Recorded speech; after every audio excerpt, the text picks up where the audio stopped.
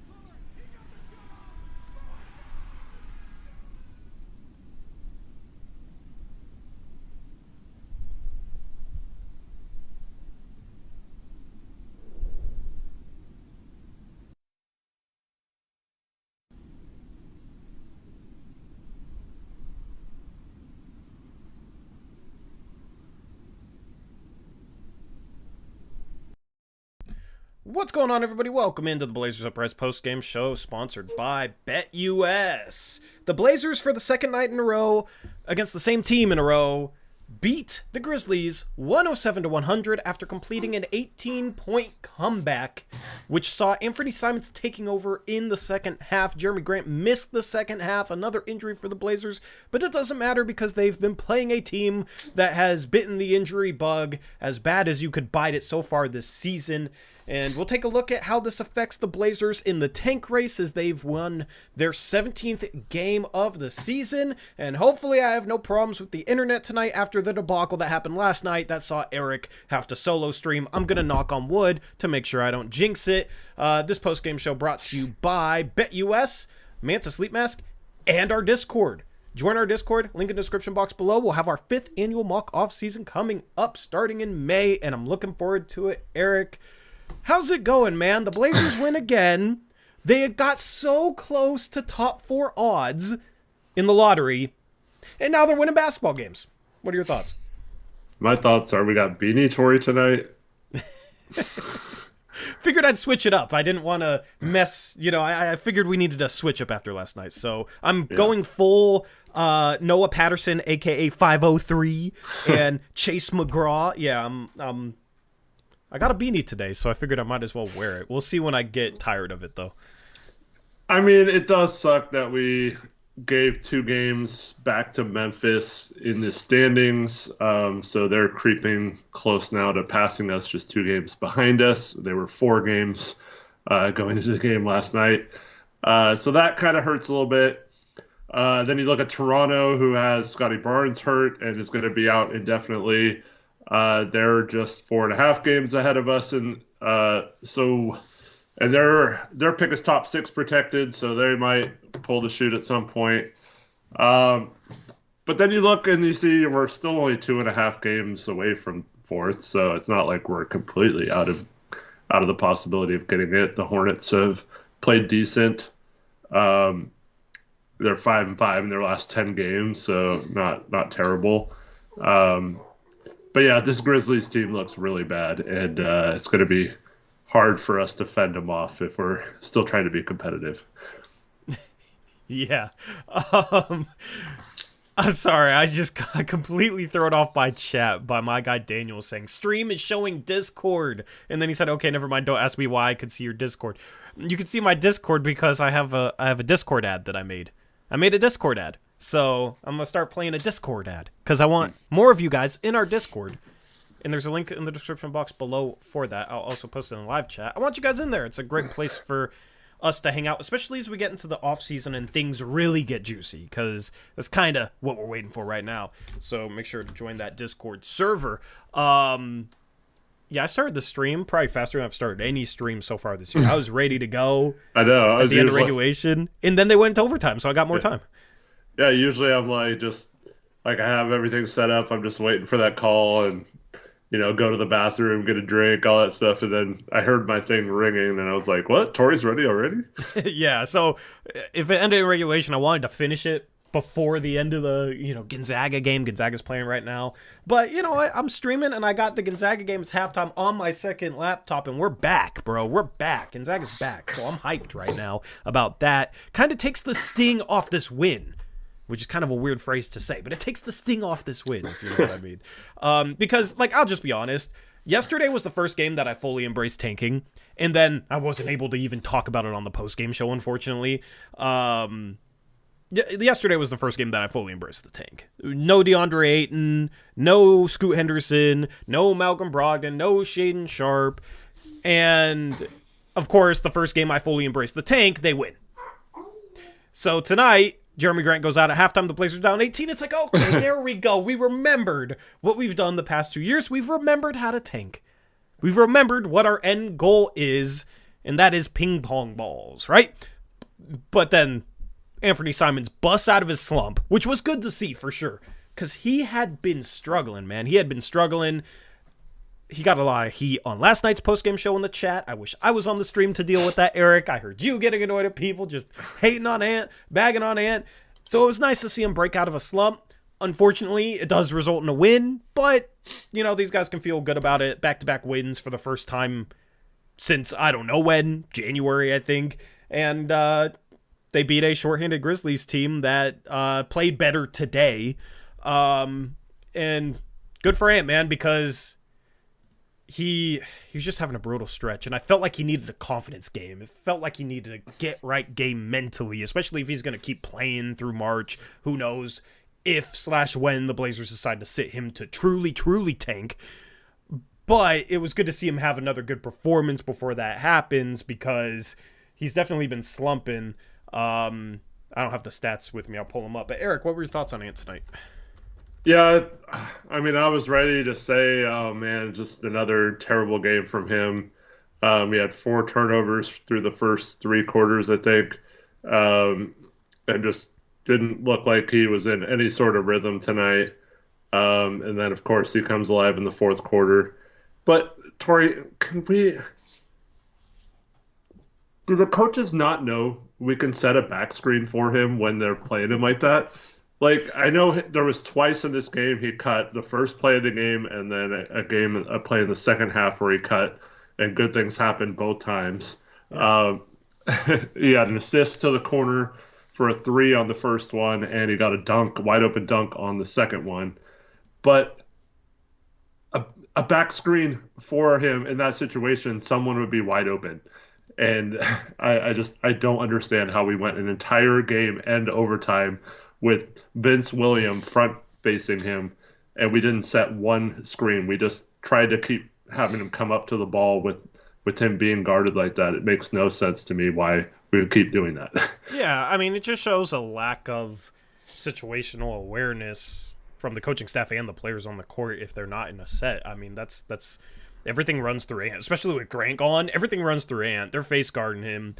Go send him a back screen, get him going. The problem is Ant's had some bad efficiency games, but we've talked about the defensive coverage he's seeing and how he's just getting swarmed, getting denied off the ball. The thing is, good players in the league, when they get guarded like that, they back cut and get a backdoor pass, or they'll have a back screen set for them that maybe forces a switch, and then they have a mismatch, and then they'll go get the ball and attack that mismatch, make something happen. You know what I mean? It's good teams, when they have great players, they do a good job of trying to make defenses pay for overplaying that player.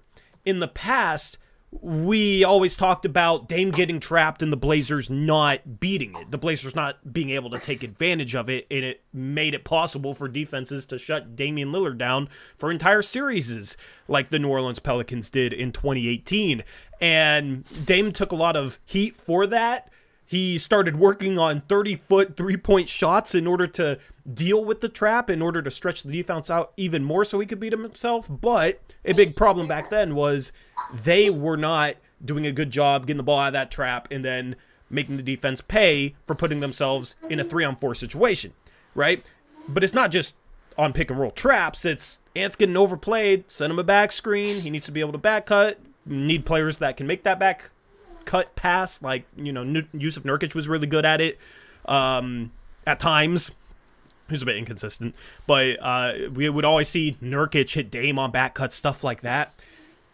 Obviously, with Uprise in, he's not as good of a passer as Yusuf Nurkic, but at the end of the day, part of the reason why things have been so tough on Ant is, one, the type of defensive attention that he's seeing, and then two, the Blazers' inability to make defenses pay for absolutely swarming Ant, denying him. And as you said, when they were able to effectively do that in this game, good things happened. Mm-hmm.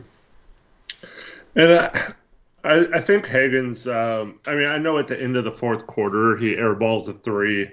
Luckily, we got the rebound on that. But and then he tried to drive and missed the lay-in. But I thought he did a pretty good job of attacking the defense and making them pay for their defensive coverage on Anfernee and handling the ball.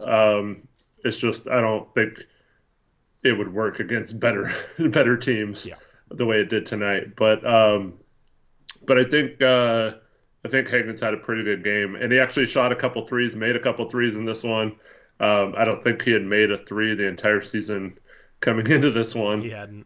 And so he's got to shoot that if he's open. I know he's not really a three-point shooter, but he has to be able to at least make the defense play him honestly.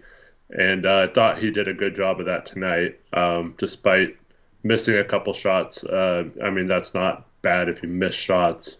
What's good is when you make the right plays. And I felt like him attacking with the coverage we were seeing on Ant kind of changed the game. Yeah, this game was kind of weird in terms of who played how many minutes. So 53 minutes in this game because there was overtime. Mm-hmm. And Ant plays 45, a whopping 45 minutes. So 8 minutes in this game that Ant was off the floor, right? And then you look down the box score towards the bench. Ashton Higgins plays 33 minutes. So 25 of those 33 minutes, at least, came with Simons off the floor. Yeah. I don't believe there was any lineups that didn't have one of Simons or Higgins in. But yeah, Higgins, most of his time coming with Simons on the floor, bumping Simons to that two-guard spot. And then you look at Banton, who the Blazers traded for, right? He's on a main contract. Higgins is the two-way guy. Banton only plays 13 minutes. And Banton is a guy that can be a backup point guard as well. We've seen the Blazers utilize him as such. So it's kind of fascinating that Higgins plays almost 3 times as many minutes as Banton. And Banton, until overtime, I believe he started overtime because Banton had 8 points in overtime. No, he came in like a minute or two into overtime when Higgins, I don't know if he was tired or he missed a coverage or something, but he got yanked in overtime. Banton comes in. Yeah, Banton 8 points in like 3 minutes of overtime, but he only plays 13 minutes. In regulation, he only played about 10. So I don't know if this was just, let's see what we have in Higgins. I don't know if this was, he's just playing well. He did have 6 turnovers, but he had 8 assists. He's 4 for 9 from the field, 2 for 4 from 3. Defensively, he brings some tenacity at that position, which the Blazers haven't really had in a short guard like an Ashton Higgins. So he played really well. It's just fascinating to see him play that much more, and especially with bumping Ant to the 2-guard spot as much as he did, that took away minutes from Matisse Thybulle, who only played 19 minutes. So the minutes breakdown here, very, very interesting in this one. Well, as Henry pointed out, so Banton was in foul trouble. That's why he didn't play, and then Hagan started making plays. And but as far as Banton goes, yeah, you're right. I was looking. I saw one foul that was repair. Foul trouble. You're right. But there was so we had this conversation last night on the show, and it was, like you said earlier, annoying me, but people were saying Banton was better than Anfernee Simons. But really? Yeah. Really? Well, one person did. I mean, okay, good. If it was multiple people, I was gonna jump out of my chair. But if it's one person, okay, I can stomach that, I guess. But and that's part of why I was triggered last night. But anyways, like, I don't think people realize Banton, like I just talked about with Higgins, but Banton even more so, and we saw this when he came in overtime. It's perfect for his drives if he gets the ball up top, wide open, and can attack that middle of the paint. And it's all because of Ant's coverage. And if Ant isn't guarded that way, Banton has a much tougher time getting downhill and getting to those spots at the rim that he did a great job of attacking and finishing. So yeah, won us the game there at the end. But that, like, make no mistake, like that it's so much easier for a guy like Banton's skill set to get into the paint and lay it in and attack that defense when you get the ball and the defense is all watching Anfernee thinking he's going to come up and get it, and Banton just drives in and scores. So it was nice to see him take advantage of that situation. I'm not saying that is like a bad thing towards Banton. I'm saying it's a good thing that he can come in and make teams pay for that coverage. Oh, sorry, I was muted. Yeah, 100%. I love how, I missed the foul trouble. I did not have my audio up. And we got somebody in chat saying, he didn't watch the game. Yes, I watched the freaking game. Yeah, Tori was Gonzaga watching the game. Game He was didn't commenting start during the game to me. Like, he Gonzaga game didn't start till 7 p.m. Pacific time. It's literally just starting the second half. So I was not distracted by the Gonzaga game, but I didn't have my audio up, so I missed the foul trouble, right? Like, I wasn't locked in like that to notice every single foul without hearing it from the broadcast. So, yeah, Banton foul trouble. That explains the minutes differential more. Still fascinating to see Higgins play 33 minutes because you have Matisse Thybulle who can play the 2-guard. He only had 2 fouls. He only plays 19 minutes, right? So I don't know if it was just a concerted effort to try and get Ant going by moving him to the 2-guard, but that's interesting because Ant earlier in the season had his best moments as a point guard. And some of his struggles when they started in, January, February, some people claim that it was because the Blazers moved him off the ball. And I think he and Scoot are still building chemistry. Unfortunately, they haven't gotten a chance to play enough together so far this season to really function as well as I think they can together. But Simons plays the majority at shooting guard. You could have went with Thybulle as the 2. Simons is the 1 a bit more in this game. I just think that's a little bit interesting. Thankfully, they didn't. Yeah, they might have lost. True. I look at it from development and playing the players that deserve to play. Yeah, point of view, not necessarily from a taking point of view. But I also thought it was interesting. Instead of trying to force him the ball, they did just use him to basically stand in the corner and just take a defender out of the play. And it made it basically a 4-on-4 matchup for a lot of this game. And, I'm okay with that. Like I said, if it was a game that mattered, I would have liked to seen more action to get some back screens. And, you saw how open he was on just cutting. Yeah. If you have a screen there, there's so much stuff you can do when a defender is overplaying like that.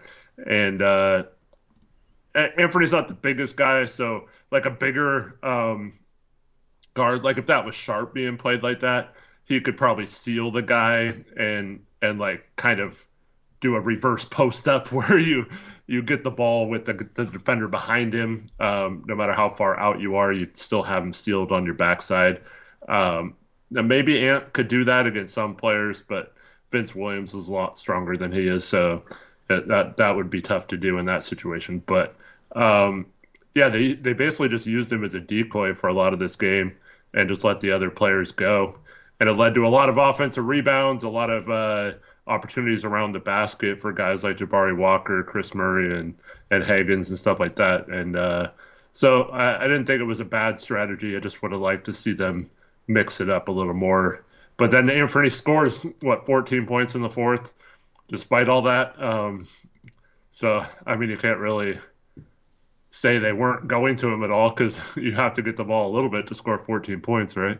Yeah, absolutely. Absolutely. I mean, it's just a weird lineup with him on the floor, man, and the attention he's being given is like he's the best player on the face of the earth, but it's more so because of who's on the floor with him compared to, Ant's obviously not the best player on the face of the earth, right?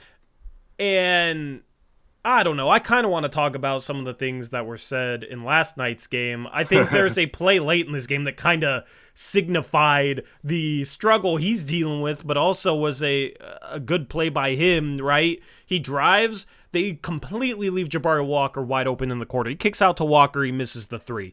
Mm-hmm. But who gets the offensive rebound? It's Anfernee Simons, okay? Yeah, great hustle on that play. And then there's, traffic around him, so he kicks out to Ashton Higgins, who has a wide open three. He had even hit a couple. Good for him. But he airballs. Maybe it was a pass to Jabari Walker because he caught the airball, but Ashton Higgins' wide open three doesn't hit anything. And then Jabari Walker gets the putback. But it was like, that's basically what Simons has been dealing with. Completely leaving corner shooters, kicks to a guard even, wide open three. He airballs. But big play by Ant getting the offensive rebound. He had 7 rebounds in this game. He had 7 assists. Turnover happy in the first half. Didn't have a single turnover in the second half, which is good to see. Last game, he goes 3 for 9, but had, 8 assists? Yeah, 2 turnovers. And 2 turnovers. Including one of the first play of the game. And it was just funny because what have people always said? He can't do anything well if he's not scoring the ball. If he's not scoring the ball, he is completely worthless. And I'm sitting there like, he didn't play a ton of minutes, right? Because they blew him out, and he had 8 assists. Yeah. And 8 assists on this team with who's around him is really impressive. If he had a playoff team around him, probably would have been 12, 13 assists. But he has no shooting around him, has 8 assists, 2 turnovers. When he's not scoring the ball well, doesn't really force, only takes 9 shots, and it's, see, look how mid he is.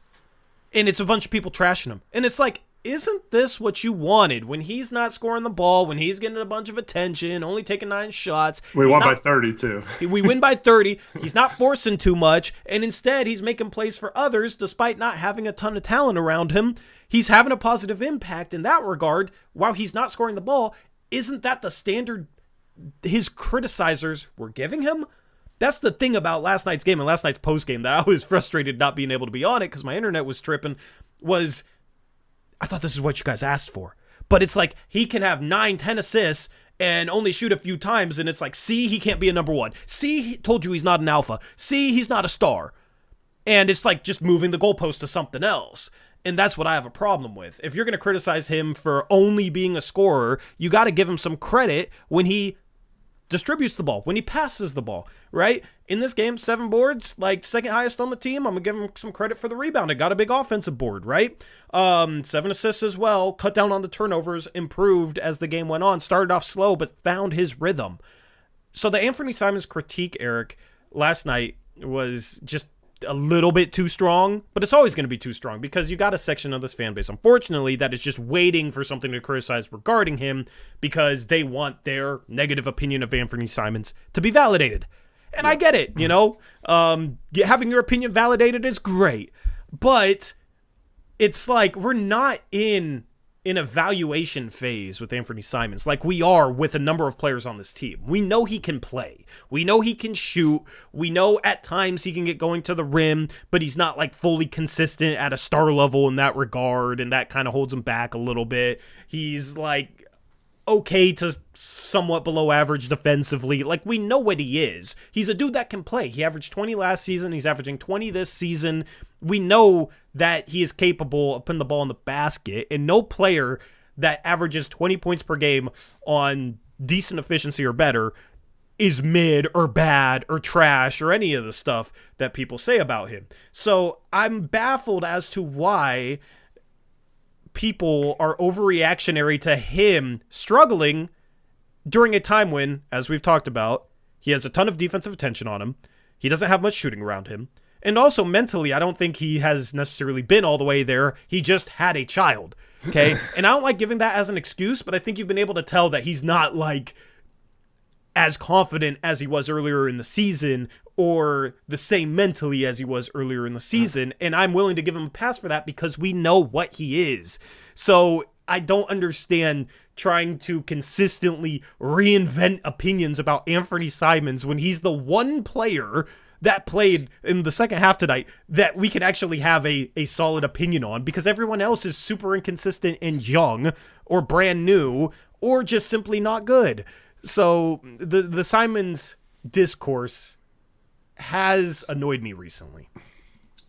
Yeah, I mean, there was a game where he took less shots than Scoot, had the same amount of assists and same amount of turnovers, and people were saying, see, Scoot plays the right way, he shares the ball, and Anfernee a ball hog. Remember that, Tori? And it was just, like, I understand if you don't like Anfernee or whatever, or if you think he's not a number one option, like I see Devin Ford say in chat.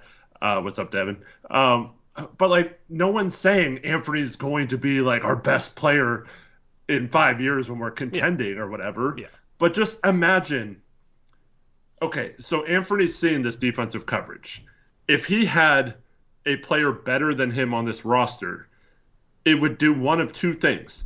Either they can't guard Anfernee the way they're guarding him, or they would continue guarding him, and that player better than Anfernee would just take over the games and we'd be unstoppable. And so, like, this is the whole point. I believe he can be a number two based on the way teams are guarding him. And that's a good thing, I think. It's not a bad thing. Like, people say if he can't be a one, like, we should get rid of him or trade him or something. I know that's not what you're saying, Devin. But, like, I mean, it's fine right now. We don't have to have a best player on the team that's a number one contender. We're eventually going to need that. And hopefully Sharp or Scoot, becomes as good as Anfernee or better than Anfernee, so this is not even a question. Or, we find the next star in one of the next couple of drafts or whatever. But yeah, it's just a case where I think it's not one or the other. It's not he's either the first option or he sucks and can't be a good player or is a sixth man on a good team or whatever. Like, he can certainly be a second or third at worst option on a contender. Yeah. Yeah. The discourse around him frustrates me, man, for sure. And it's, you know what it is, and I've described this before, it's people get tired of the players that have been on the team the longest, and people get excited for anything new. Yeah. Anything new. And that's why there's a comment, like, up in the stream.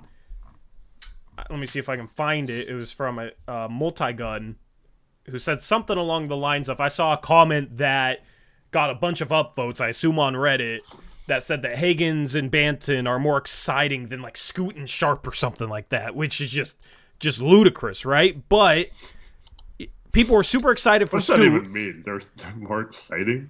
Yeah, I don't know. Did they score less points and have worse stats? I don't know, dude. Like, it just doesn't make sense. But it's, Simons has been here for 6 years, right? Banton is new.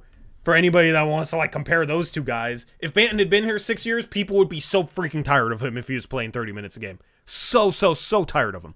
There's a reason why he has only been able to get in the game for a tanking team. He wasn't able to play at all in Boston. He, got drafted by Toronto, and they love their perimeter big forwards that can handle the ball and pass like he does, and they gave up on him, right? So now he's here. Maybe he just needs like a legitimate chance and hasn't gotten it yet, right? Like he's definitely skilled. He can definitely play. This isn't a knock on Banton. It's just since he's new, we're going to get excited for him, right? And if Ant was the guy that we traded for and he hadn't broken out yet and we traded a second round pick for him and then he was playing like he did today in the second half, people would be losing their minds in the chat right now. People would be ecstatic. People would be over the moon, right? It's just... Obviously, he's been here. He's on a $25 million contract, not a minimum contract. Like, the point of this is to say, like, I feel like people lose their appreciation for players. And this isn't everybody, but a lot of people lose their appreciation for what a player can do the longer they're on their team. We saw it with Dame. We saw it with CJ. I said, watch, it's going to happen with Simons. It's happened with Simons. I think it's going to happen with Sharp someday. Like, I think it's going to happen with basically any player that we have for more than 3-4 years. People lose their appreciation. Just look at Nurk Fever. We get Nurk, and he wasn't finishing any better than he was last season. Last season was actually his best year as a Blazer shooting from 2. But we get Nurk, and he shoots like 52% from 2, and people are ecstatic about it. Nurk Fever. People love him. They're chanting his name in Moda Center. Last year, how many times after a decent game from Nurkic do we come in here and just see a bunch of Nurk hate and people blasting him? So it's just funny how it works, you know? Are you there? You're gone. Oh. I didn't see you left. I sneezed for a minute. I just wanted to be muted. Yeah. Anyway. Yep. Yeah, I completely agree. I mean, it's weird. Yep. I mean, Grant, you don't know what you got until it's gone. The grass is always greener. It's that sort of mentality. What was Grant's official injury? Quad or something? Yeah. Gotta go for that new shiny bling like moth to a flame. Yeah, it's basically what it is, man. I don't get it. Max Anderson, $2 donation, says, Tori's Wi-Fi is back from load management. Yeah, we're back. This stream has been smooth so far. Knock on wood. I don't want to jinx it, but yeah, it's been good so far. Quad soreness, says chat. Left quad contusion. Adductor, yeah. Yeah. If he comes out on the injury report for Monday with an adductor injury. Oh, hell no. I hate that word now. Is that what happened to Zaire Williams? Yeah, I don't know. Like, the thing is all the adductor injuries that we deal with haven't been on like specific plays. It's been over time. So Zaire Williams, it was on a specific play. Yeah. I still don't understand what happened, but he was definitely in some pain. Yeah. But yeah, another injury for the Blazers. Yeah. We'll see how long he's out. Yeah. We'll see if it's something like how they've handled Ayton so far. We got Minnesota on Monday. I expect him, Brogdon, Scoot, and Ayton all out. Yeah. I mean, the Blazers got some losable games coming up. Here's the thing with them losing ground on Charlotte in the tank race. They do play Charlotte again. Yeah. So if they lose that game, then that's a game that Charlotte wins and the Blazers lose, right? If the Blazers beat Charlotte, I don't think they're going to catch them. There's some time before then that'll determine that, but that game is very important for the tank race. But, Tori, it is very important that we have Grant and Brogdon back so we're not the Detroit Pistons. Yeah. The thing is I think we're still better than the Detroit Pistons that lost 28 in a row. We just won 2 games in a row on the road. I know. That was a joke. I know. I mean, but that's the point of the... I'm explaining the point of the joke. Because this team still isn't the worst team in the league, even with the roster they're putting out there on a nightly basis. And don't you think it's more fun to watch, like, Banton and... I know you don't like Chris Murray, but, like, you know, like, I'd rather watch them right now than, you know, Jabari Walker's had, 17 and 12 and 18 and 11 or something the last 2 games. Yeah. Finally had a couple good games. It's good to see from him. He was a plus 21 tonight as well, by far the best on the team.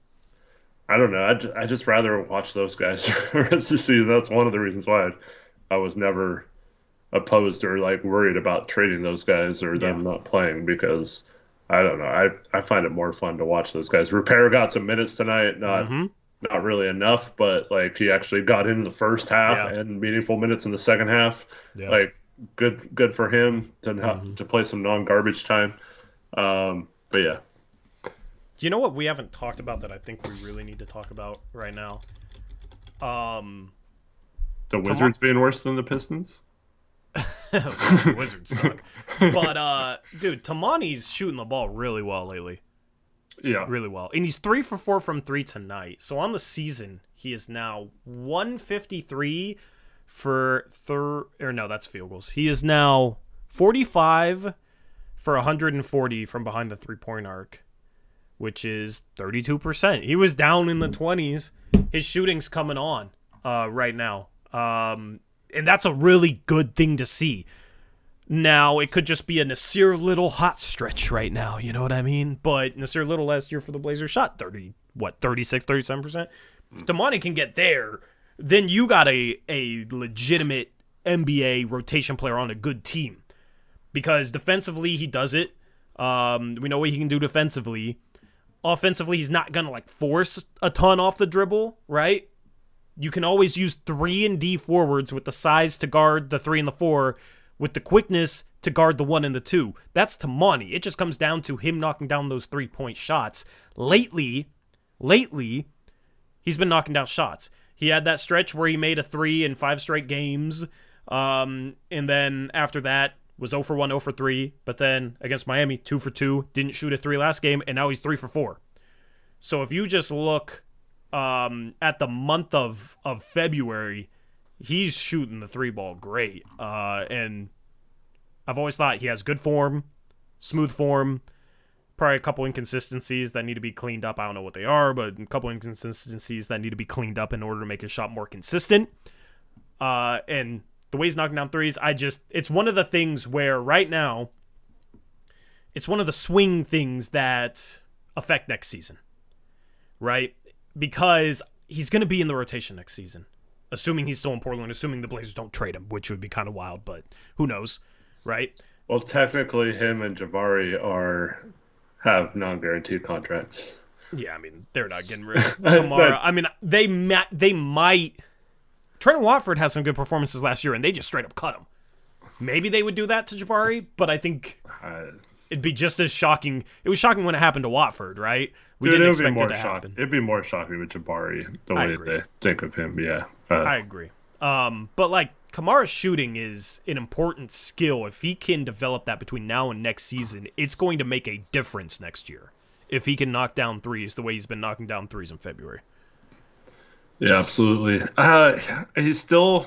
We've talked about this in the past, whether it's Zach Collins or other players. I feel like they're not as impactful if they're playing like with a crappy bench unit or in a lineup that's not like needing them to step up and be a good player as a role player and more of a like an actual player. So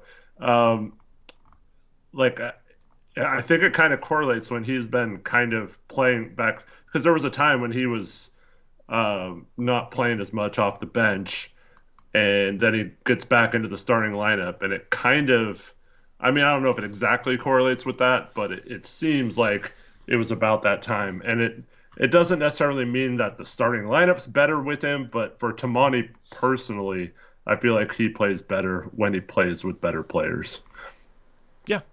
Yeah, exactly. So get some more talent around him, get some guys back healthy to start next season.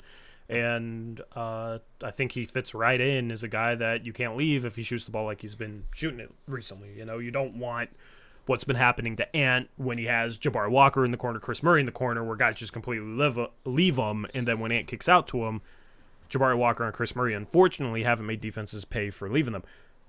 Kamara, right now, is the best shooter out of the 3. I think he has the best form out of the 3, and the thing is he's also the best defender out of the 3.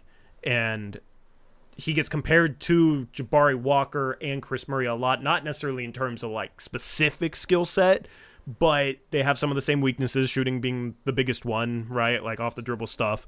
And they're all forwards. They're all young. They're all first or second year players. So that's why we talk about these three amongst each other a lot. Mm-hmm. Kamara, being the best shooter out of the three, makes it an easy decision, in my opinion. Jabari Walker rebounds the ball well, is finishing solidly this year, has made improvements there, but it's something where if you're looking at a better team next year and you're looking at playing a forward next to Robert Williams III if he's healthy, next to DeAndre Ayton if he's playing, it's going to be the guy that can shoot and play defense. Because that's a more clear-cut role. That's the problem with Jabari. He does some nice things.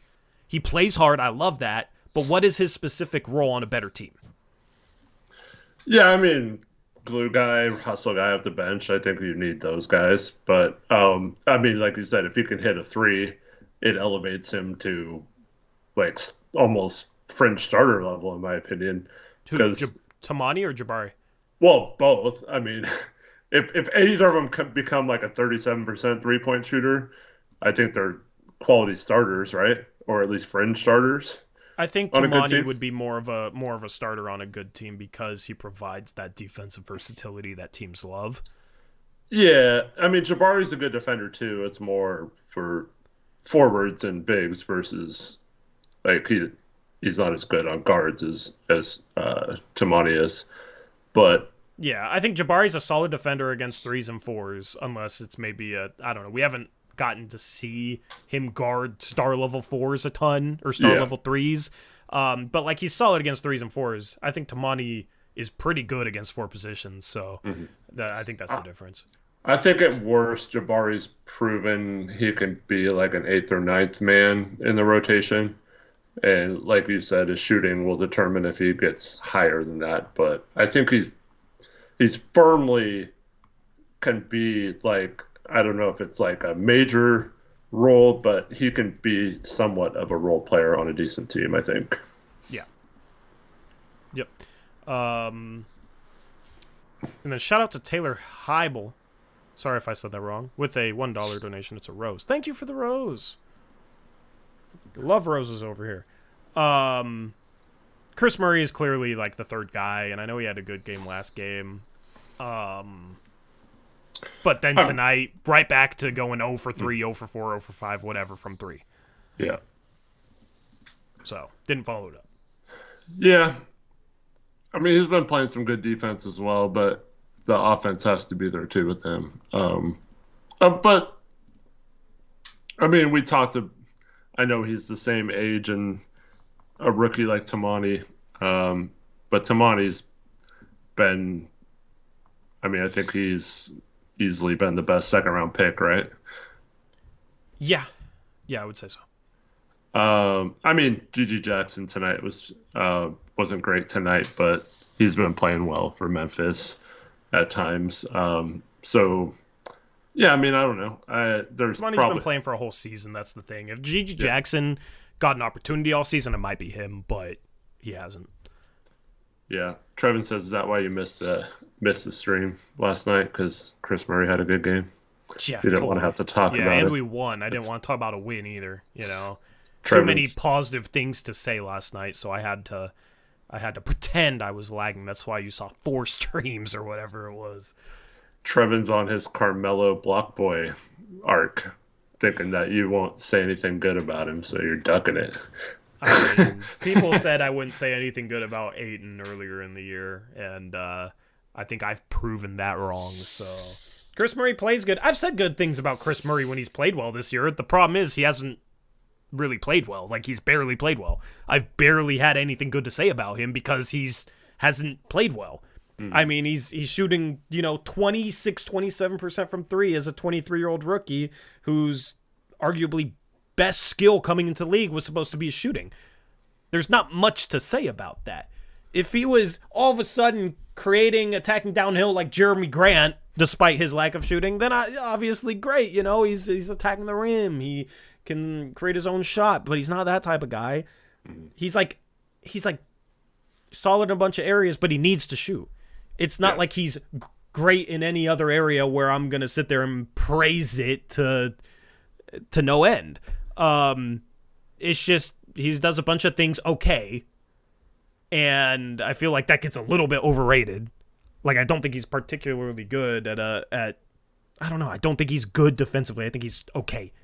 The thing is okay defensively looks good on this Blazer team, right? Because we've seen trash defense for years. I think he's okay in a bunch of areas, but that doesn't mean good. Yeah. That's how I feel about him. Like, so on any given night, he can do some good things and make some threes and look good like he did last night. I still think, I mean, it's not like Tamani where he got meaningful minutes right from the first game, and rightfully so. Tamani earned those and was better than him, so he got that those minutes fairly, but it's still a relatively small amount of time that Chris has had a chance to show what he can do for meaningful minutes. So I'm not saying I still believe that he'll be a great player or anything. I think it's still a little unfair to like criticize him in the same way we criticize others when he hasn't had the same opportunities those guys have had all year. Yeah, I mean, the thing is he was supposed to come in and show that he deserved that opportunity. Right. That's the problem. Happen, but, yeah. If he was 19, different conversation. The problem is he's 20. Sure. He's 23. Like, I can't harp on that enough. He's a rookie, but he's 23. He was supposed to come in and earn minutes on a team that was bad. That's kind of like why I want Repair to get those minutes. I know Chris was taken in front of him, but I mean, Repair still has the ability, that ceiling, to be an impactful player, and you can just see it if it develops. I mean, I don't know if Repair will ever get there, but you can see how if he gets enough experience and learns the game enough, gets a little better at just feel for the game and stuff like that. I do feel like Repair still has a pretty high ceiling, so I'd like to tap into that a little bit more right now. I don't really care how he plays in games. I just want him to get experience. Yeah, 100%. And at the end of the day, I want dynamic forwards. I want guys that are like, you can sit there and say they're a threat, right? I don't want guys like, oh yeah, they're okay at things, like they're solid, right? Like, I want guys that, oh man, that dude can lock up defensively. I feel like Tamani maybe isn't quite to that extent yet, but I can see him getting there in the next couple of years, right? Or I want guys that, like, man, you cannot leave him open behind the three-point line. Or he can really get to the rim off the dribble. He can really create. He can really make things happen, right? For as much as I've brought up Jeremy Grant's deficiencies at times over the years, that's a dude you can look at and be like, he can really make things happen. He can really put pressure on the rim. He can really put pressure on the defense. He can attack off the dribble. He can get to the rim. He can get to the free throw line. He makes things happen. He's dynamic. And that's kind of been my thing. That's why I didn't like Chris Murray in the draft before we ever even drafted him. Is just like, doesn't seem like dynamic like that. And at the end of the day, as the league gets more skilled, if you have too many guys that aren't dynamic at forward positions, you're falling behind the curve. 15 years ago, Chris Murray, rotation player probably. You know what I mean? But these bigger players are getting more and more talented, they're shooting the ball better, they are handling the ball better, they're passing the ball better, they're playmakers. Just look at the guys coming into the league. Chet Holmgren, Wembanyama, Paulo Banchero, Jabari Smith, like, all these bigs can do things offensively, all these forwards. So that's where, going forward, the Blazers need to find probably a young guy or two that is just dynamic at forward spots. And they don't have that guy on the roster for the long term. Jeremy Grant's that guy on the roster, but he's 30. And Tamani, I don't think is going to be like that dynamic offensively, but he can do things defensively, which is a role player, but you need some guys that can do things around him at the forward spots. You need like a complement of, like, you got a versatile defensive forward, you got a guy that can like really shoot the ball, you got a guy that can attack off the dribble. You need that complement of skill sets in the front court, because there's just so many guys entering the league now that are all of that in one. Mm-hmm. Yeah, I completely agree. Hopefully, like you keep saying, I think we just need one of them to step out of the three and become that guy. I think we're fine, but Yeah, hopefully we keep adding guys too. That's why this draft coming up is going to be really important. Yep, absolutely agree. Coming up, we're going to take a look at Tankathon. We're going to talk about prospects. There's a lot of good college basketball games today, including my Gonzaga Bulldogs right now, beating the doors off St. Mary's. I love to see it. Love to see it. We're back. But before we jump into Tankathon, we got to thank our sponsor, BetUS. BetUS, America's favorite sportsbook and casino. Live betting and racebook. We're celebrating 30 years with a historic offer. A 125% sign-up bonus on your first 3 deposits. Plus 10% gambler's insurance. Get started today. BetUS, where the game begins. Okay, so right now, there isn't a whole lot on BetUS, unfortunately, regarding basketball. But if you're a baseball fan, they got a ton of stuff with the baseball season right around the corner. Let me move you over, Eric. Hold on. That's on me. That's on me. Or do you want to lean? No, I'll move you. I got you. I messed it up when we had Rich on. But BetUS has you covered with a bunch of baseball props if you guys are into baseball. I'm a Mariners fan.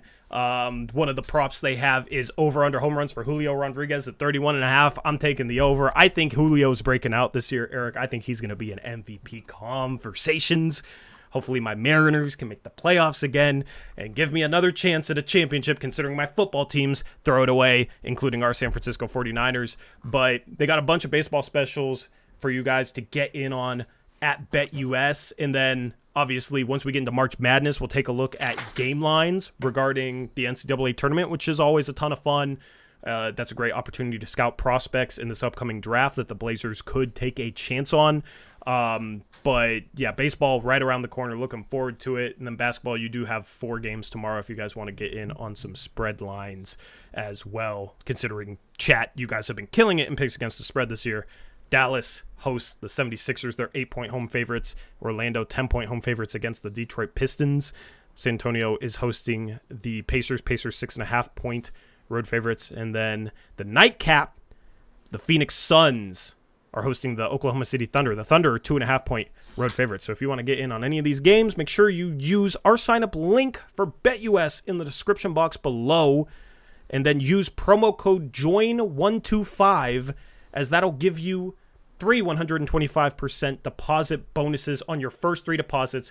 That's a great deal that they're offering as part of their 30th year anniversary. So make sure that you get in on that. They're also offering 10% gambler's insurance if you're active every 6 months. So check out BetUS, where the game begins. Eric, how do you feel about your Reds this year? By the way, chat, Eric's a Reds fan, and they're a bright up-and-coming team. So you confident this year? Well, okay. So let me preface this by saying love Joey Votto, but his contract is finally off the books. I think our most expensive player might be Ken Griffey Jr. this year, which is crazy. Crazy. Or he's like one of them. But the Reds I don't think they have enough pitching. So it's going to be fun. They're exciting because they score a lot of runs and stuff. But I think it's going to be a lot like last year, where they just don't have the ability to get enough outs to make the playoffs. I hope I'm wrong, obviously, but I think it's going to be another about 500 season. Yeah, I think plus 350 odds for them to win the division is actually pretty good, considering none of these teams are world beaters by any means. The Brewers took a step back this offseason, so plus 350 for them. I'm wondering if Seattle has better division odds to win their division. Of course, they got the defending World Series champion Texas Rangers in their division. They got the Houston Trastros, those cheaters. Mariners plus 280, actually. Plus 280. I think the Mariners are better this year. So either of our teams, I think, are actually pretty good bets to win their division. Houston Astros is even. Texas Rangers plus 200 after winning the World Series to win the division is kind of crazy. And you only have 3 teams competing for this because the Angels and Athletics suck. So yeah, if you guys want to get on baseball, link in description, promo code JOIN125. I'm looking forward to it, Eric. And as of tomorrow, we have 2 weeks until March Madness selection show, right? The NCAA tournament selection show. So I'm so ready. 2.5 weeks till the tourney starts. Awesome. Yeah, I'll have a bracket pool for you guys to join if you want to, and we'll take a look at all those games because, I like I like talking about other sports, but March Madness, it's basketball still, and scouting is very important for this Blazer team. They got 4 picks in this year's draft. So I know the first round guys get all the love. The top of the draft guys get all the love, especially considering the Blazers have 2 lottery picks right now. But if you can hit on the 34th pick or the 40th pick or whatever they have in the second round, that goes a long way. You look at some of the best players in the league, and their teams have been able to win championships because they were able to get them with a non-lottery pick. Giannis Antetokounmpo, 15th pick, right, for the Milwaukee Bucks. Nikola Jokic, 41st pick for the Denver Nuggets. Even all the way back to Kawhi Leonard, who was the 15th pick in a draft day trade to the Spurs. And he's won a couple of championships. So you're talking about players that Middleton and Draymond Green were both in the 30s of the 2012 draft. Yep. And their teams don't win a championship without them. So you're talking about key, integral pieces of championship teams that were taken outside the lottery, or even guys that downright led their teams to championships taken outside of the lottery. So do not sleep on the Blazers' 2 second-round picks early in the second. And it's a lot of fun to discuss who those players might be. It's a lot of fun to try and find a second-round sleeper that can pan out, especially because when they do pan out, it's cool to sit there and feel validated, right? We talked about opinions being validated earlier this stream. A couple of my favorite second-round sleepers that have panned out, Herb Jones and Austin Reeves, right? Naz Reid is another guy that I've been on the bandwagon for. So it's always fun to see those guys actually pan out the way you think they can. And the way you get into it is you watch some March Madness. It's fun event. And we're going to cover it for you guys so you guys can be up to date with these prospects going into draft time. It makes the draft a lot more interesting too if you know how players play, who's being drafted, that sort of thing. And right now, we need some fun with basketball, Eric.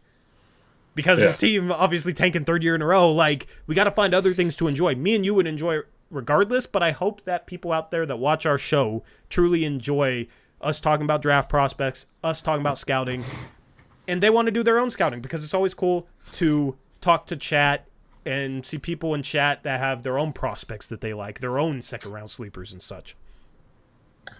Yeah, I had at the draft last year, I had someone who never really watches our show, like post-game shows and stuff, but he watched the draft because he didn't know anything about the players and whatever, and he told me he was really impressed on how well we knew each prospect and our conversation about each pick and all that kind of stuff, and I thought that was one of the best compliments we could have gotten. Oh, absolutely. You love to hear it, man. We really put in the effort to know the CBA, to know prospects and that sort of thing, right? We get a lot of criticism on Reddit and such and online because we're very outspoken and critical of this organization as they tank for the 3rd year in a row and some of the decisions that they make. But for those, even if you disagree with us, for those of you that can look past the disagreements, I feel like we do bring a lot of value in that regard, and that's because we put in the effort. It takes effort to know these players. It takes effort to know the CBA, especially the new CBA.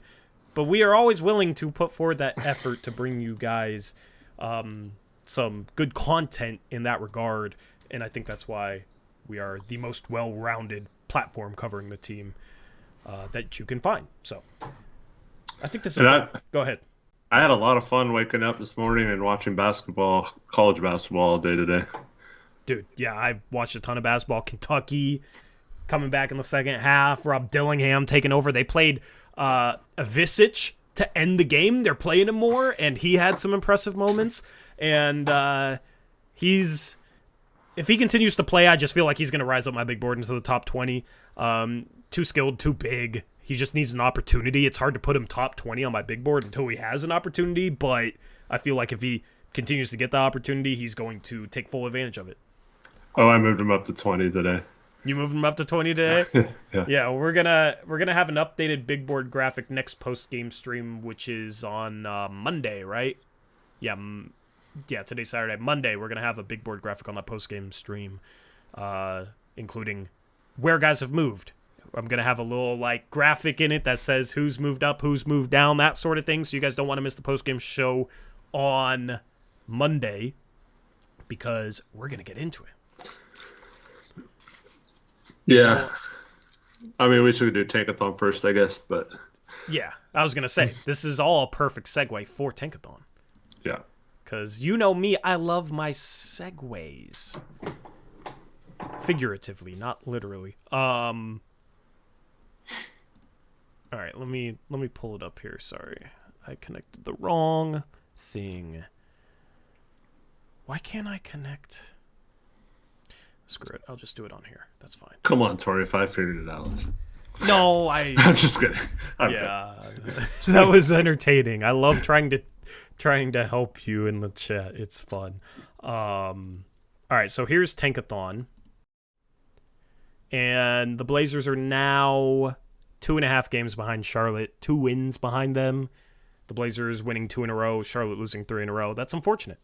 The Blazers are only 2 games away from Memphis, which would drop them down to 6th. They are 4.5 away from 7th, so that's going to be hard to catch up to Toronto there. But Scotty Barnes is now injured and out maybe for the rest of the season. And Toronto keeps their pick if it's, top 6, Eric? Yeah, top 6. So even moving up to 6, it's still very likely they lose their pick because that would just take one team moving above them. But I could see Toronto hardcore tanking to end the season. Devin, we scrapped that after the winless February. It's just going to be a staple of our shows moving forward. Yes. Even in wins. Yes. Because it's the only thing that's relevant the rest of the season. We're in tank mode now. We're rooting for tanking now. So, and also I did a chat poll, 85% of people said they want a Tankathon. So, I give the people what they want. But I didn't want to do it after wins when we weren't tanking. It just didn't feel right. So that was kind of part of it. But now it's March, which is tank season for the Blazers. As far as the Golden State pick, let me scroll down here so you guys can see the Golden State pick. Half a game better than the Lakers because the Lakers just lost. They are 4.5 away from 12th. This pick is not going to be top 12. It's just not. Utah's losing a bunch of games. They suck now. They are literally 6 games away from 11th. Remember when this pick was 9th? Mm-hmm. That was fun. And I was talking about I wouldn't want it to move up too much more, but I kind of like it here at 9. Well, unfortunately, it's 14th. And if they play their way into the playoffs, then it goes all the way down to... it'd only be 15th. But, yeah, if they play their way into the play... 14th, 15th, that doesn't really matter. The thing is if they're sitting here at 14th, playing a play-in game to get into the playoffs, and it ends up being 15th, I don't really care. We don't have to stress about that like we did with the Pelicans a couple of years ago. Yeah, I think the main thing about their pick is it's almost for sure we know who the top 10 teams in the West are. Utah and Houston have fallen out. They'd have to go on a huge run here to get back into it. I don't think either of those teams are going to be capable of that, despite Houston winning tonight. But they're 6 games out of 10, so I don't think it's going to happen. So we know Golden State's playing in at least the first play-in game. Yeah. So they're going to have a chance to make the play-in.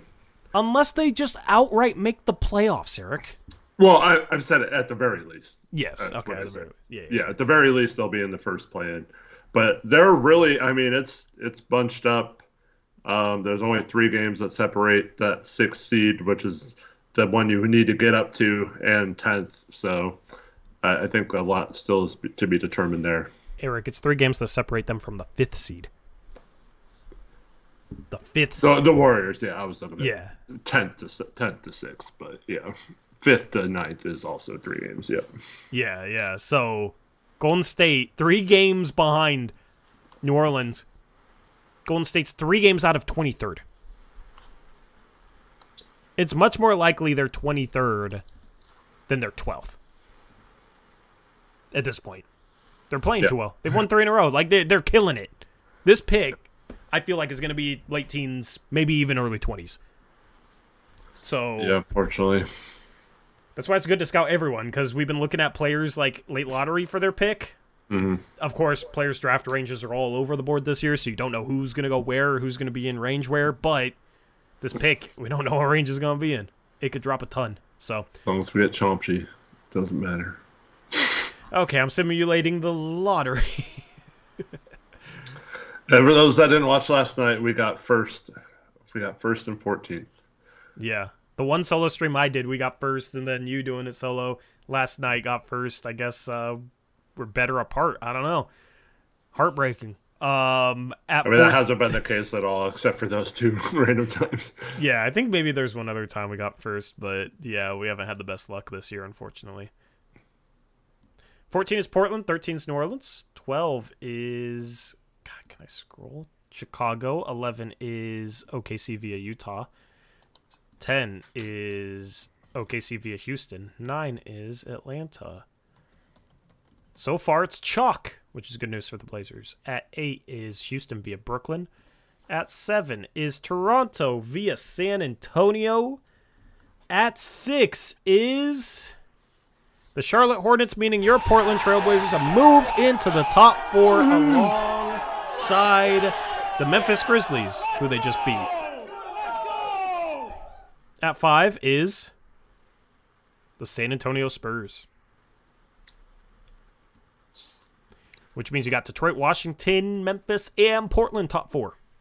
Can we win the lottery on back-to-back nights, Eric? Let's go. We'll see.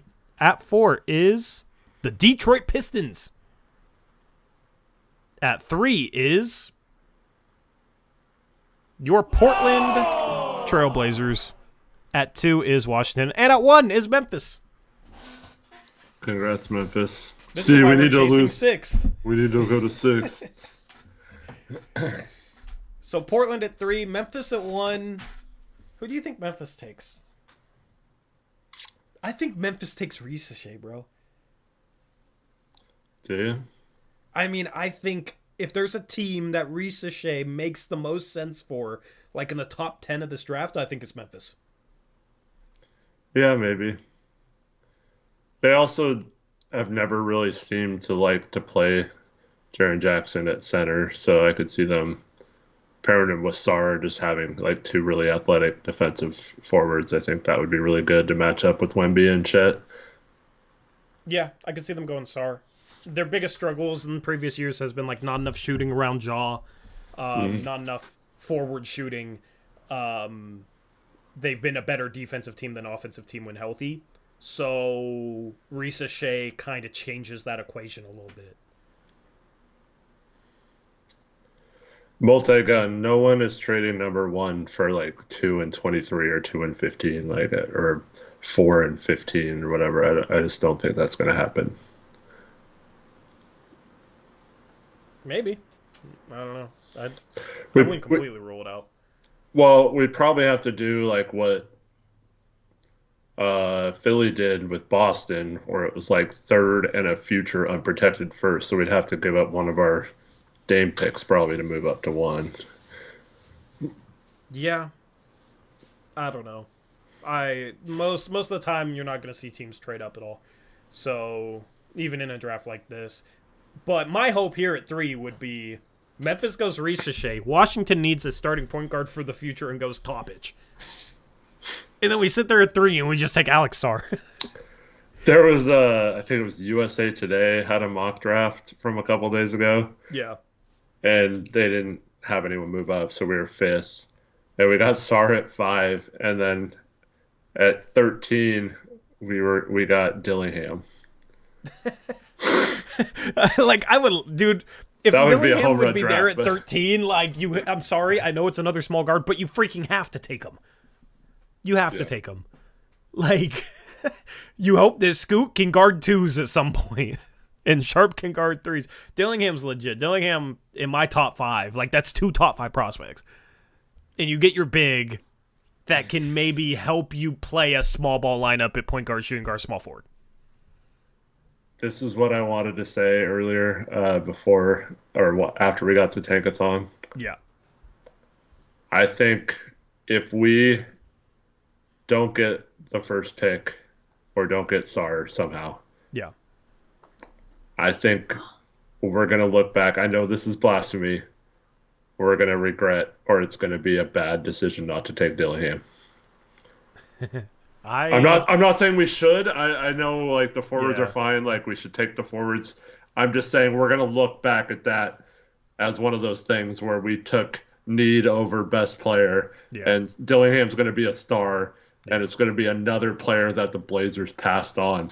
And I'm not saying we should take a guard or whatever, but like I think Dillingham, like if you watched him in the second half of that game, he was freaking unstoppable, and he just looked like he was. I mean, he's a freshman doing those things. Yeah. Like I can't imagine what he's going to be doing in like 4 or 5 years in the NBA. And it's not like I'm not saying this to like downplay Scoot or anything, but like Scoot had shooting question marks, and Dillingham doesn't have those question marks in my mind. Like he's already a pretty good shooter on the dribble, not just spot up, all that kind of stuff. So you want to know my hot take? If you combined Scoot's and Dillingham's games, you'd have a top 20 player all time. Oh, yeah.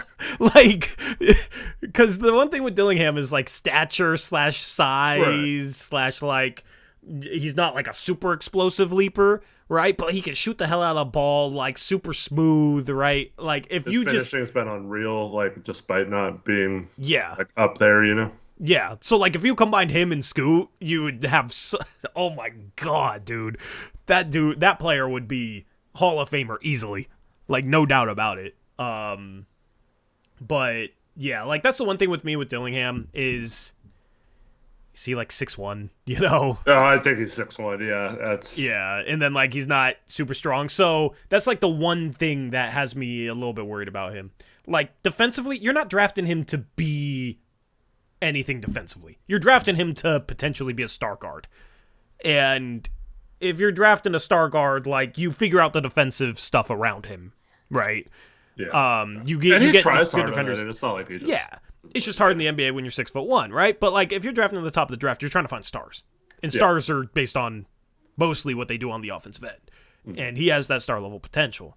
So it's just like stature-wise, can he actually like put pressure on the rim is in the NBA. That's like the one question for me with him.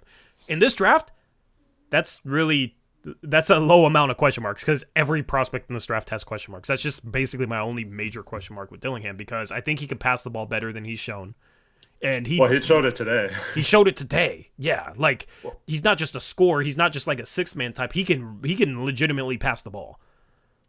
I just look at, because it was kind of similar to how Anfernee was being guarded today as well.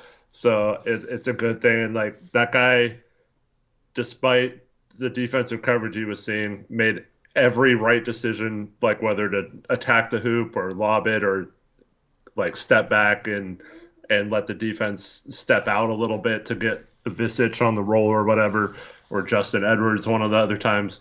Like he like, it was like, it wasn't just a couple plays. It was like 15, 20 plays in a row in the second half where he made the right decision every time. And it's just, that was so impressive to me today. I was just like, dude, this guy is unreal. Like his decision making and his scoring ability.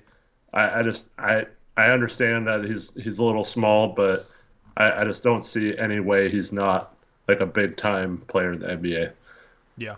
Absolutely. And the other guys all have like question marks in my mind, and the only question mark is his size.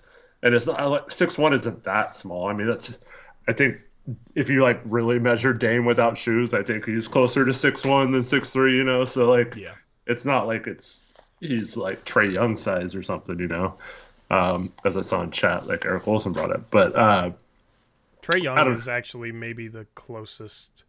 There's not really a good comparison for Dillingham, but like Trae Young in terms of the ability to shoot the ball, especially from deep. And then the thing is Trae Young in college wasn't like a 9-10 assists per game guy.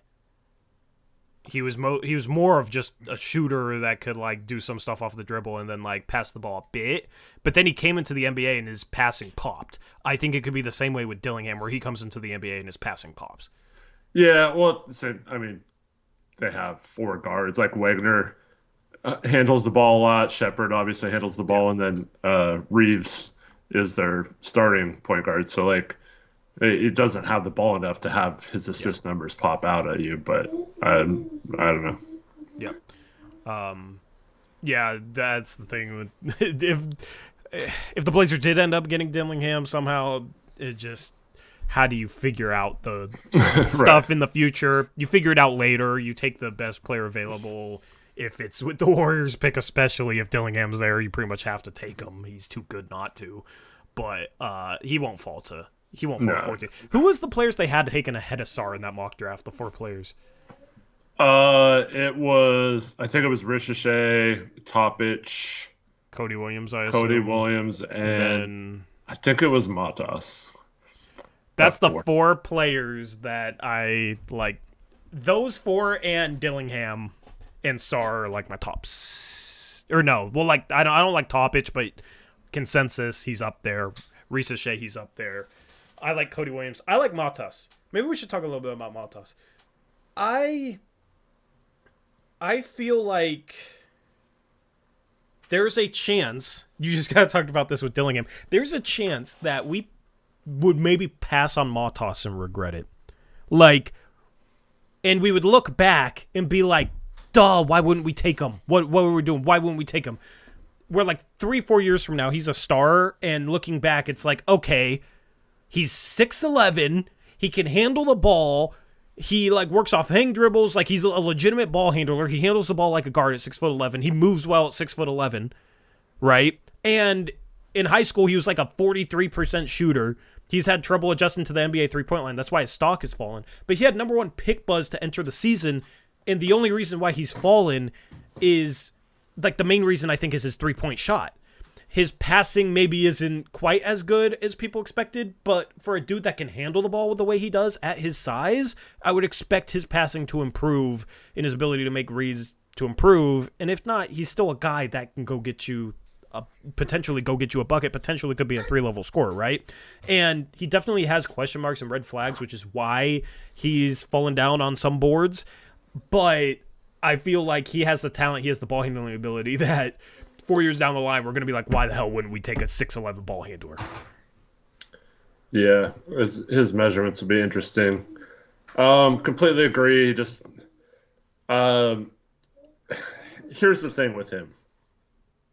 He's got to start making more shots, and he has done it over the last handful of games. In a small sample size, but he's 7 of 15 from 3 in the last 5 games. So that's a positive sign. But I would much rather have a guy who can create coming out of the draft at all 3 levels, like you said, and get a shot off from basically anywhere on the court, and have that guy hope that his shot, despite it not looking great split-wise, but his form, I think, is decent and all that. So I think I would much rather have a guy that can create and can maybe put it all together if you're talking about like a forward/center type guy, than someone who has good shooting splits, but they're all like off catch and shoot, and they're not all like none of it's creation based. Yeah. So I think that's the intrigue there, is that at that size. But I don't think he's 6'11". So like Tommy says in chat, I think he might be a little smaller than that too, like everyone in this freaking draft. I mean, even if he's 6'9", he can play the 4. And yeah. And honestly, like, I don't think his defense is that bad. He's like he's a good positional, like smart off-ball defender. He's not going to be good like on ball unless he gains a lot of strength. But well, I think that's the key for his game, is him gaining strength to finish on the offensive end and then like defensively. But I mean, he can move. It's not like he's completely stiff defending the perimeter. Yeah, it's just my problem with all these guys is like, I don't know. It's just, what's wrong with the G League, dude? Like, I don't understand how that team is that bad with Holland and Buzelis, and I guess now that Holland's out, it might correlate with him playing better. Is you got one less person to take shots from. Yeah, but also their guards. I wasn't impressed with their guards. That's and true. their bench. Like, it's just, they're out there, like, Norris Cole's completely washed. They've been playing him. Like, Admon Gilder, respect to him, he finished his career at Gonzaga, but, like, they were playing him when they played the remix. Now they got Gabe York. If you guys watch that Netflix documentary, you know who he is. And I think they've been a little bit more competitive lately because Gabe York is better as a guard. That's the problem when you got a bunch of young forwards, but you don't got any guards, and all the resources are poured into developing the forwards, showcasing the forwards, all that. It creates a complete mess. Yeah, it's like Duke and Kentucky that we just talked about. Like I always wonder like how, like if Buzelis was playing on Washington this year or something, where he's like the guy. Like, how does he look right now? Yeah, 100%. And the thing is with this draft is it's going to test how we evaluate shooting in terms of the year prior to the draft and long before that, right? Because, like, for example, Kevin McCullough has been a very poor three-point shooter until this year, and now he's shooting the three ball well. And the question mark with him, he's fallen off a little bit. He was up around 39%. Now he's at 35%. But the question mark with him is like, he's been hurt. Yeah, the question mark with McCullough is like, how much stock do we put in this season, him shooting the three-point ball, and how much stock do we put in previous seasons? And before the past year, Buzelis was looked at as a better shooter than Risa Shea. Like, Risa Shea has really taken a jump this past year shooting the three-point ball, up to almost 45%, while Buzelis has taken a step back. He's not shooting the three-point ball well. He is shooting from a slightly further line, though, 29%. So how much of the stock should we put in this prior year with Buzelis and Risa Shea as shooters, and how much stock should we put into 2 years ago, 3 years ago? That's going to be something to test in this year's draft. And like, there's a chance that, in my opinion, like, Buzelis is close to the shooter that Risa Shea is. I think Risa Shea is going to be a better shooter because I do think you end up putting more stock in what you see most recently. But if these guys are close as shooters, Buzelis is the better prospect. I think he's a little bigger. He's a better ball handler. I actually have a little bit more faith in Buzelis defensively because at a 4 spot, I think he can be a solid, like, secondary rim protector, off-ball guy that won't get completely killed on the ball. Where Risa Shea, I have question marks as to, like, what his best defensive role is. So the thing is if you're valuing these guys as shooters before the previous year, Buzelis is the better prospect. If you're just valuing the past year, though, I understand why people would have Risa Shea ahead of him.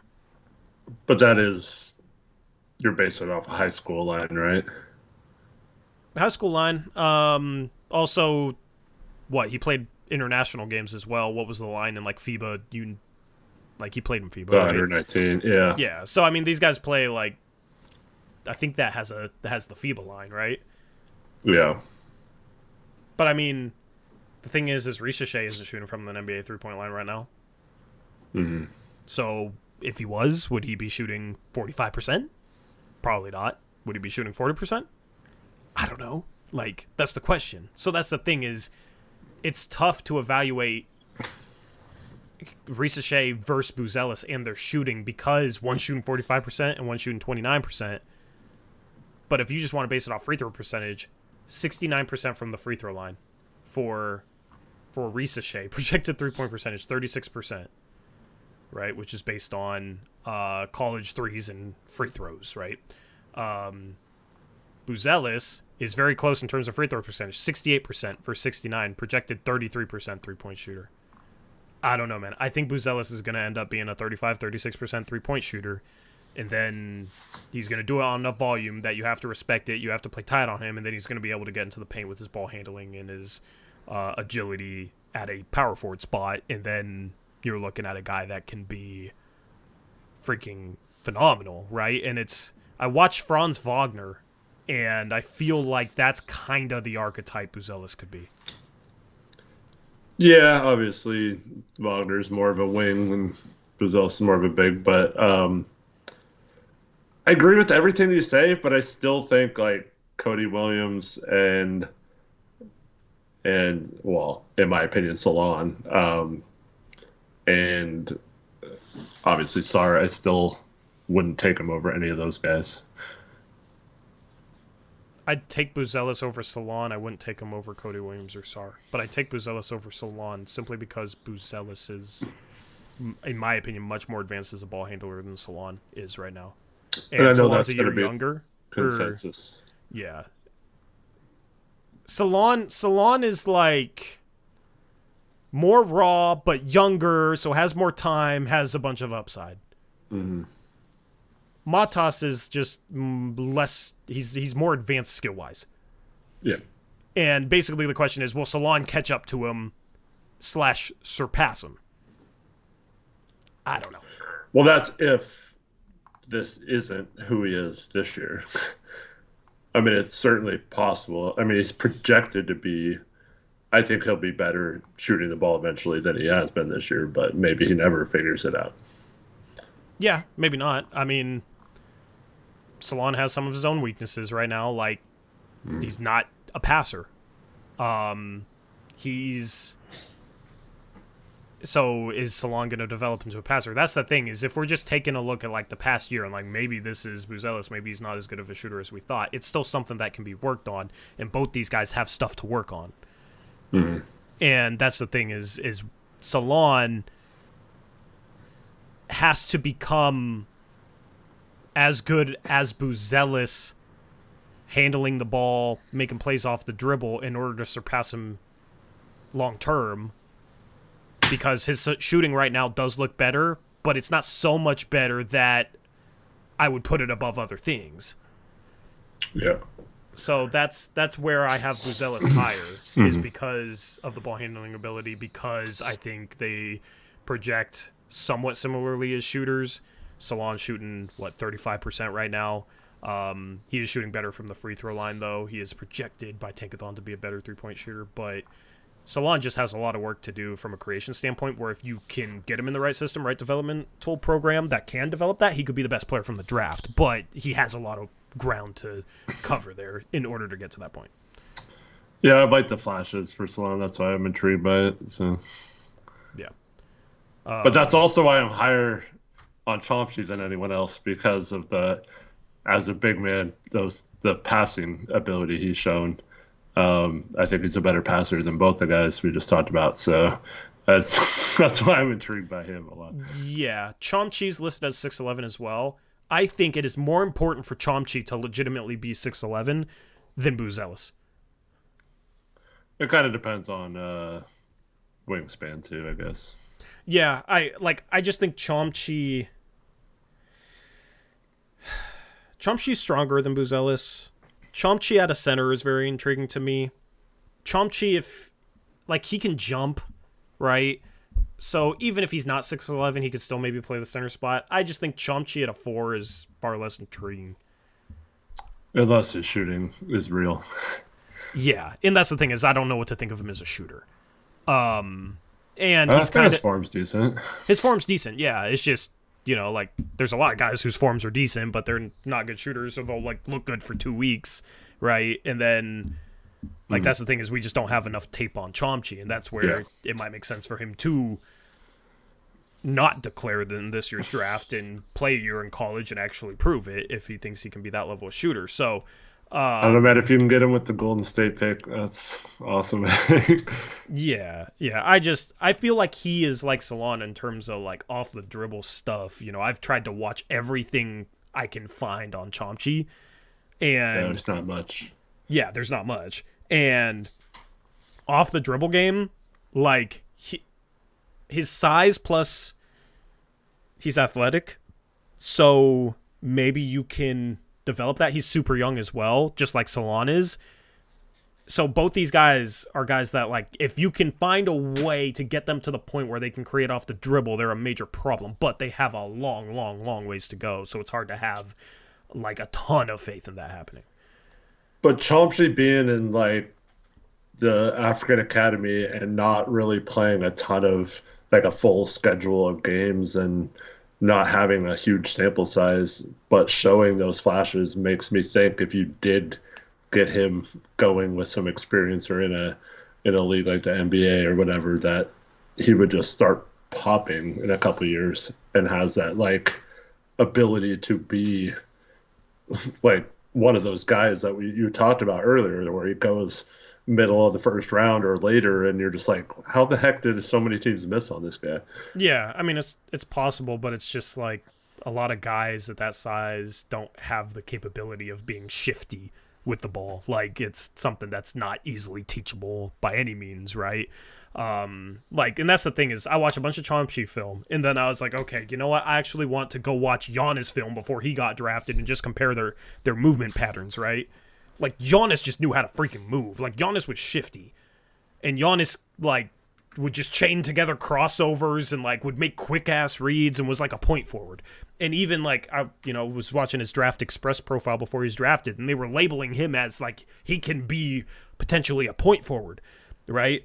And the ball handling and the way he moved even before the draft was really, really impressive for a guy that at the time was, like, 6'9", and then he grew, apparently. And that's where, like, comparing the movement patterns, I, don't see the same in Chompi.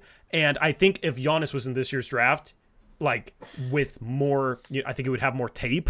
I think his maybe pipeline developmental path would have been a little different. I think he would have been easily a top 5 pick.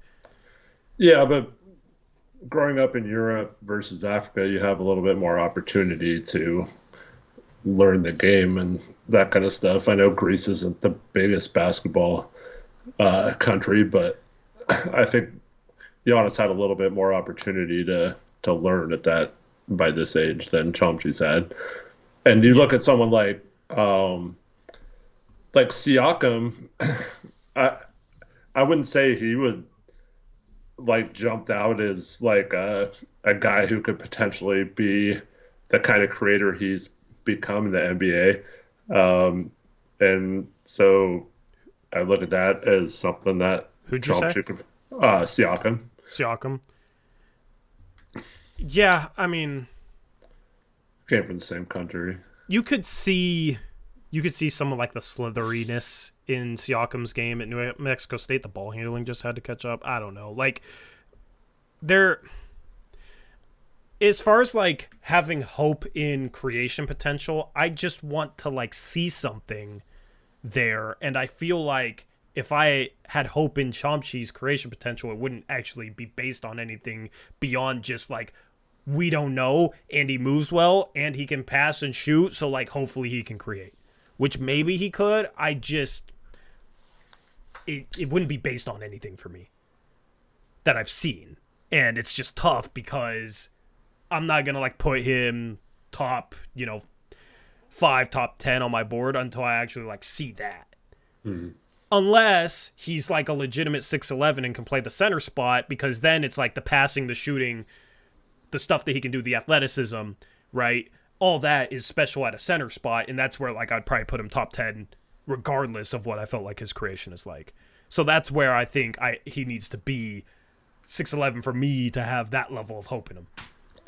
I just don't know if like Giannis didn't have a lot of tape either, but I feel like it's kind of hard to know, like, because it's not like we're watching full games of him against good competition or something. So I don't really know if we know if he's shifty or creative off the dribble or anything yet, because there's just not a lot of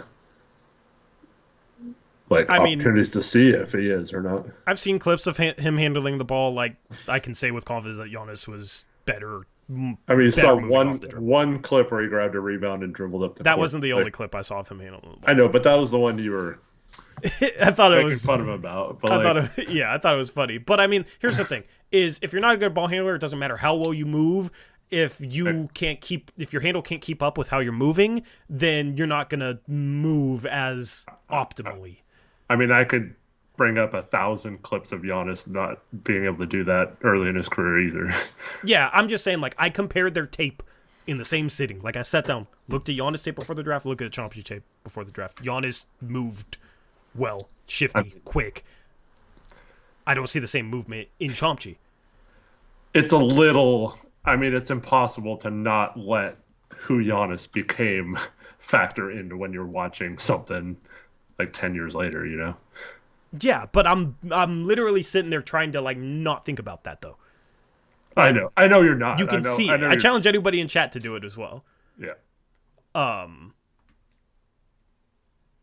Like Giannis would chain a cross into a spin and like cover 15 feet even before the draft. Like Giannis, the way he moved, like you could see how he became the player he became. Obviously, there's a level of hindsight there, but he moved really, really well.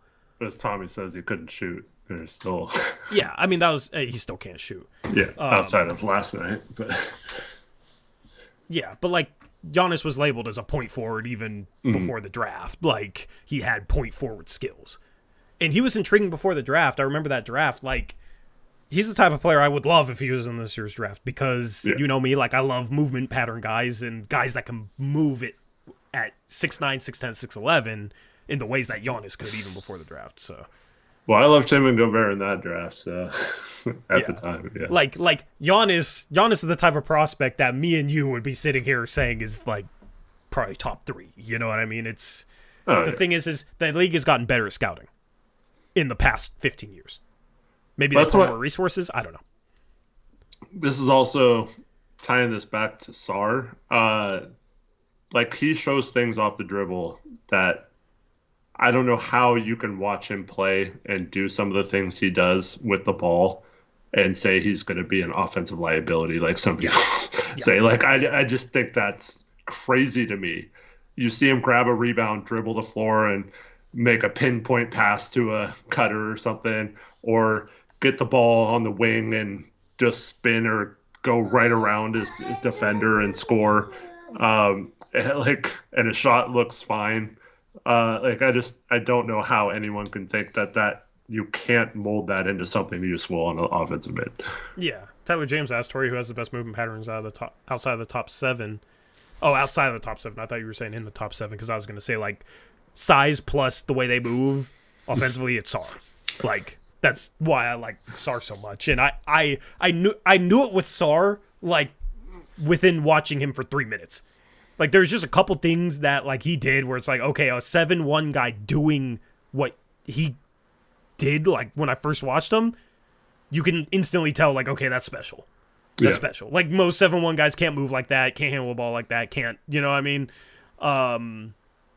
And that's why he's number 1 on my board. That's why it's not going to change, because he's a guy that will be able to get shots off efficiently in the league, given his size, given his skill level, which has improved a ton over the past couple of years, given the way he can move with the ball.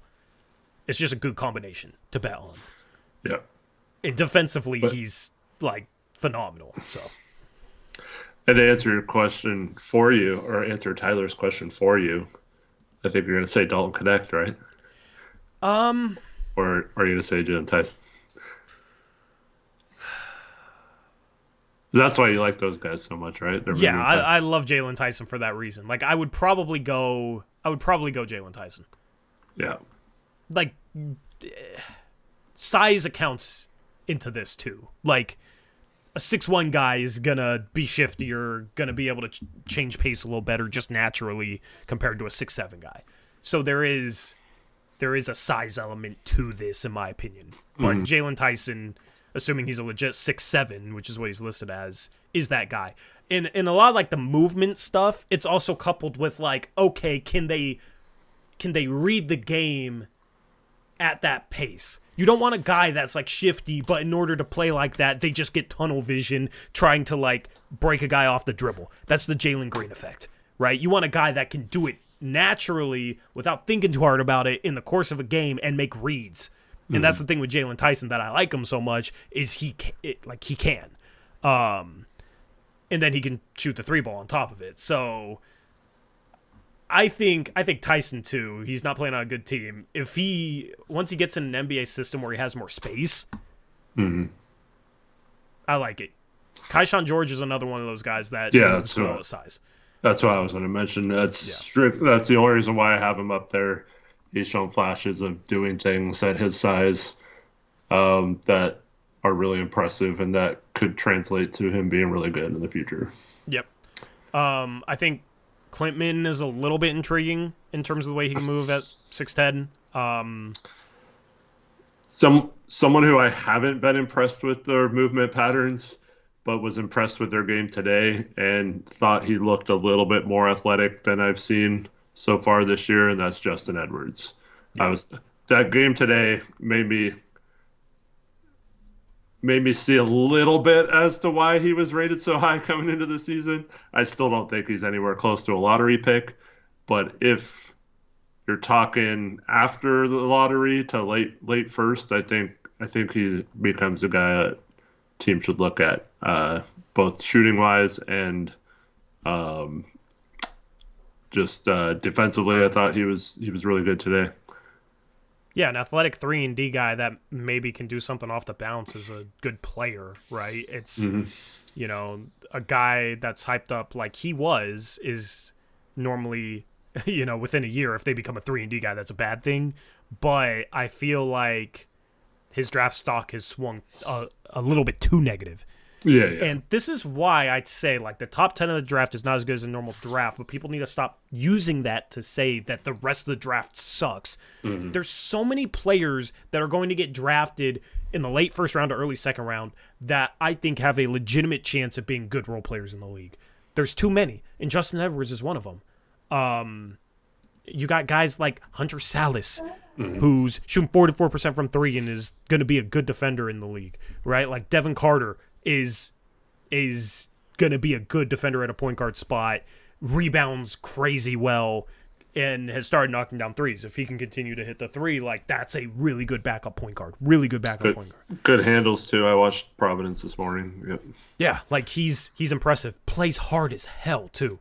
Yeah. Like I could see Dylan Jones. Like, I'm high on Dylan Jones, but I could also see him becoming a guy that just, like, doesn't pan out in the league. A la, like, David Roddy type of guy, but I like a 6'6" strong forward that rebounds really well, is crafty, and can pass. Yeah. So, I think he has some sneaky upside despite being a 22-year-old senior. That's why I have him in my top 20. But you're going to have a lot of guys in this range that are good role players. Some of them aren't going to amount to anything, like Iguodaro I'm not super high on at all. He's measurement dependent. But like Almanza was a projected top 5 to 7 pick before the season. He can defend. He can pass a little bit. The G League just, I don't think, has been the best situation for him. Well, that's another reason why they have Almanza, they have Tyler Smith, they got Holland, it's all forwards. Buzelis. It's all forwards. That's the I problem. I got Tyler Johnson, right?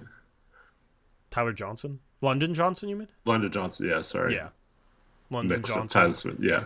Yeah, like, that's the thing. He's okay. He's not great, but... Yeah, I'm not impressed with him either. Like, their guard play just is not... Like, that's the thing. You don't see Buzelis, like, catching lobs off the pick and roll. Like, he could be a lob target off the pick and roll. Yeah. And get easy buckets that way, right? You don't have a lot of setup guys, so. Dude, one guy that absolutely, I was thinking about moving him up like 5 spots just by watching him today. Yeah. I think you watched him a little bit too, Tori. Yeah. And that's Missi, dude. That guy. I don't know if you guys saw this. A lot of you probably missed it. Go watch what happened on the first play of the game. The guy had... I don't know. I watched it like 100 times, Tori. I was watching it live. It's a little less awesome when you know he dunks it. Yeah. But he goes up. He's like 5 feet away from the hoop, has a guy between him and the hoop, and somehow like reaches over him and dunks it. Like I still don't, like, double clutches and then goes and all in the air. Like I still don't know how he dunked it. Yeah. It's just crazy. That play was crazy. And then he had several plays where he caught the ball at the high post spot and attacked off the dribble. Off the dribble. There was used one a little spin move to get to a layup, and man, it was really cool. Yeah, there was one move that I said in our group chat, Eric, that I loved. Like, I didn't think he was capable. It wasn't like super quick or anything, but he catches the ball at the 3-point line and does like the John Morant move where you like cross left to right and then jab left, like after the crossover, like it's a misdirection cross. This dude just like pulls it out of nowhere, and it's like what? He's not looked at as skilled at all. He's just like an athletic freak who is going to be a good rim protector in the league, and he just pulls that out, and it's like, bro. I mean, if he can be a guy that can catch up top and just like attack and use his strength, and he finishes well, like then you have something a little bit extra that's intriguing. Yeah. Like he's not being drafted for that at all. That play was more impressive to me than the dunk, even because like the dunk was a freakish highlight, right. But we know he's athletic. You know what I mean? It's him attacking off the dribble where he hasn't played basketball for super long, organized basketball. If he can be, I don't know if he has any chance of becoming a shooter ever. He's 59% from the free throw line, but just looking at his free throw splits, it does look better lately, right? 5 for 7, 1 for 1, 2 for 2, 7 for 8, 9 for 12, 2 for 3, 3 for 6, 3 for 4, 0 for 1, 4 for 4. This is last 10 games. He's been shooting, I mean, just estimating it based off the eyeball, like looking, eyeballing the stats, that's like what, 70 to 75% last 10 games. So that's much better than he was on the season. I mean, I don't know. He's young. He hasn't been playing long. Like, he's the type of guy where he has a floor, and then if you can get any extra skill stuff out of him, then he could be a steal, right? But at the very least, he's going to run the floor, finish well, be a great lob target on the pick and roll, and block shots. I actually would love to see him play next to Scoot. I think he sets good screens. I think a pick and roll with him and Scoot would be dangerous, and I feel like he could be a bit Robert Williams-esque. A little bit bigger size, because he can move. He has good rim protection instincts. He jumps quick, like Robert Williams. I mean, That's a guy I would look at with the Warriors pick and just move on from Robert Williams. Or maybe you play Robert Williams and have Missi as the third string big with the hope that Missi could become the backup, maybe even the starter long term, and then maybe trade Robert Williams at the deadline. Or if Robert Williams gets hurt, then you start rolling with Missi, because that's the type of guy that defensively I think could be like a top 10 rim protector someday and a really good lob target for Scoot. Yeah, my only question marks, it's still why I go back and forth between him and Ware, is Ware's ability to, where Missi was catching the ball, if you leave Ware that open, he's just going to catch that three. And Ware's passing is a little better. Missi's, I haven't seen any sort of passing flashes from Missi other than like dribble handoffs and stuff. So if he ever develops either passing or somewhat of a jump shot, I think he could be very lethal. But those are my only two kind of question marks about him. But I was super impressed with his off the dribble game today. Yep. Here's the thing. I take Missi 10 times out of 10 over Ware. Ware is more talented, but Missi has a much better motor. And at the end of the day, I think that matters. That's why I take him over Ware. Because it's like it's the whole DeAndre Ayton thing. DeAndre Ayton is skilled, he's big, he's physical, he has touch, right? But he doesn't have like a super consistent motor, and he's not like a super physical presence that plays hard as hell. At the end of the day, in a center, like if I don't know, I value that. And Missi plays his ass off. Yeah. Well, to be fair to Ware, he does show that a lot more than he showed last year at Oregon. He has been a lot more consistent with his effort this year. Yeah. Still, though, it's not in the same ballpark as Missi. Missi might be the hardest playing guy that gets drafted in the first round. Like, that dude plays his ass off, man. Like, but part of it is he's not afraid to be physical. But like there's so many second effort like blocks, and part of it is he's a quick jumper, but he just plays hard. Like I said, Robert Williams-esque in a way. So yeah, but Robert Williams can pass. That's the only thing. Ware is talented. If you could get Ware to play really hard, like he could be a top 5 player from this class. But can you teach motor? I don't know if you can teach that. Like I said, I don't think it's been as much of an issue as it was last year. Last year was frustrating, man. He just didn't Like he'd show an occasional flash, but it wasn't. Yeah. It was really disappointing. Does he seem like a guy to you that doesn't love the game though?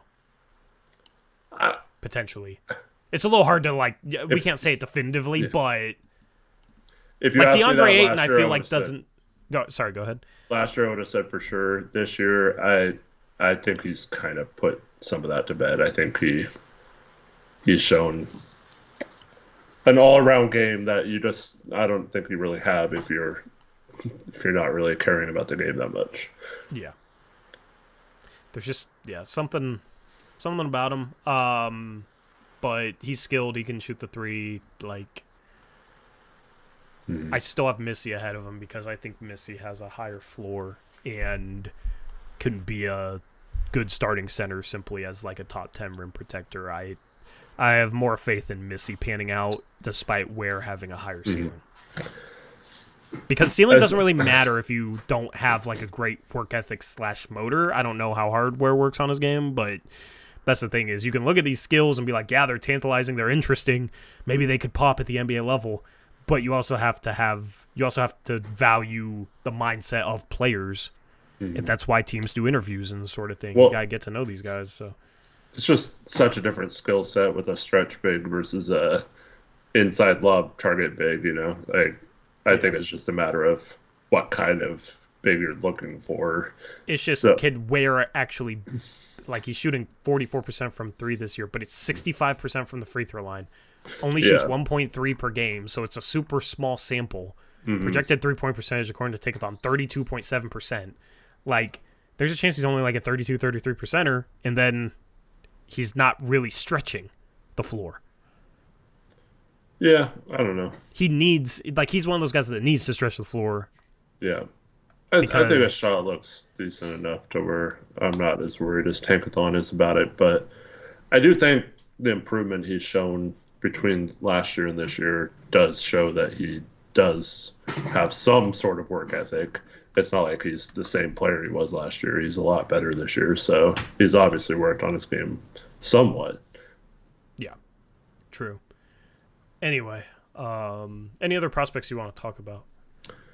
Well, I watched USC versus Washington today, and Collier was awesome. Yeah, 14 for 20, hit some threes. I think people are sleeping on him, and I think it's kind of like Justin Edwards, just not as bad. But I think people just wanted to find a reason to knock him down a little bit. He does have serious question marks. I could see him struggling like how Scoot struggled to start this year. Yeah, for sure. Because, 31% from three, college 3-point line, 4.2 assists per game, with, 3.2 turnovers. There is some bust potential with him, but physically he's impressive. But Scoot was too, you know what I mean? So it's he actually, there's differences between them, but it's that guard that can maybe be a good shooter, but has question marks there. 67% from the free throw line, relies on being stronger at the level that they're playing at before the league. There is some doubt. He's boom or bust, but I like that in this year's draft class. He's one of those guys too that shot. I mean, I don't remember what his high school stats were, but his shooting was obviously way better in high school. Yeah. So is it just a down year with a team with insanely horrible spacing? Yeah. Their forwards have been terrible in my opinion all season, especially their bigs. But yeah, I like his passing. I like his creation. He can post up a little bit against smaller guards. His 3-point shot looked good today. And I watched him in person, watched him warm up and hit a bunch of threes in a row, off side steps and step backs and things like that. Not that matters at all because, you can go before a Blazer game and watch DeAndre Ayton hit a bunch of threes as well. Yeah. But I don't know. I feel like his shot, I don't think there's anything wrong with it mechanical wise. So I don't know. I think he'll be fine. I think not to the extent that we're talking about with Dillingham, but I think a lot of teams are going to regret passing on him if he goes like 10 to 15. Yep, agreed. Terrence Shannon is a name that I haven't watched at all this year, and he had that like scandal. I don't know the details on that. He's just, I mean, it's another older guy. I don't know. I was like a couple years ago, I was like, okay, this guy's intriguing. It's like he's one of those guys that doesn't seem he's been there forever. I've watched or him not a lot there with, necessarily, but yeah, I want to re-say what I say real quick. I watched him a lot when he was at like Texas Tech, but recently I haven't watched him. Yeah, and so in my mind, that's a guy who for like 3 seasons now hasn't really shown me a lot of improvement. Is like the same player he was 3 years ago, and that kind of scares me.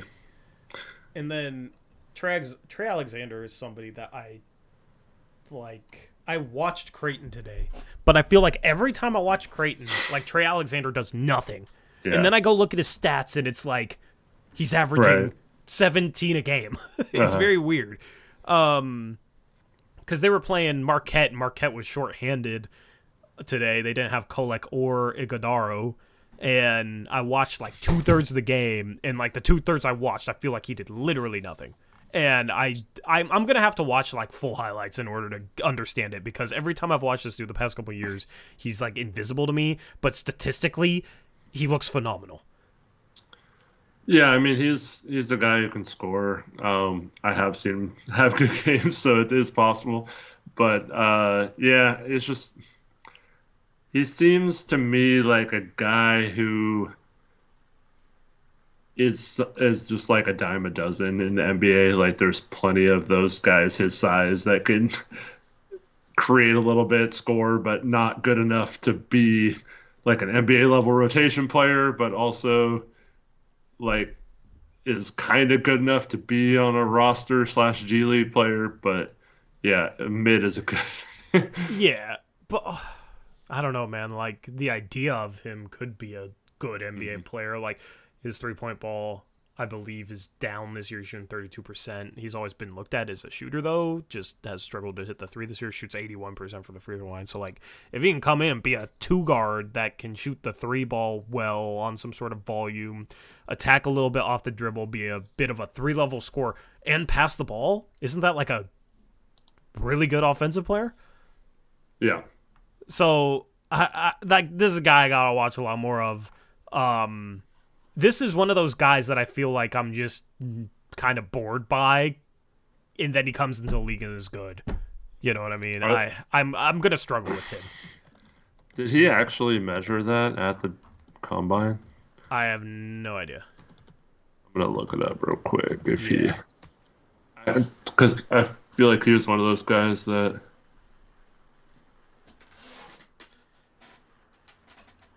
Like, that type of player that can maybe play point guard in a pinch is something. Yeah, he had 6'3.5" with a 6'10" wingspan, 8'5.5" standing reach. I mean, he's big enough to play the 2. That's big enough to play the 2.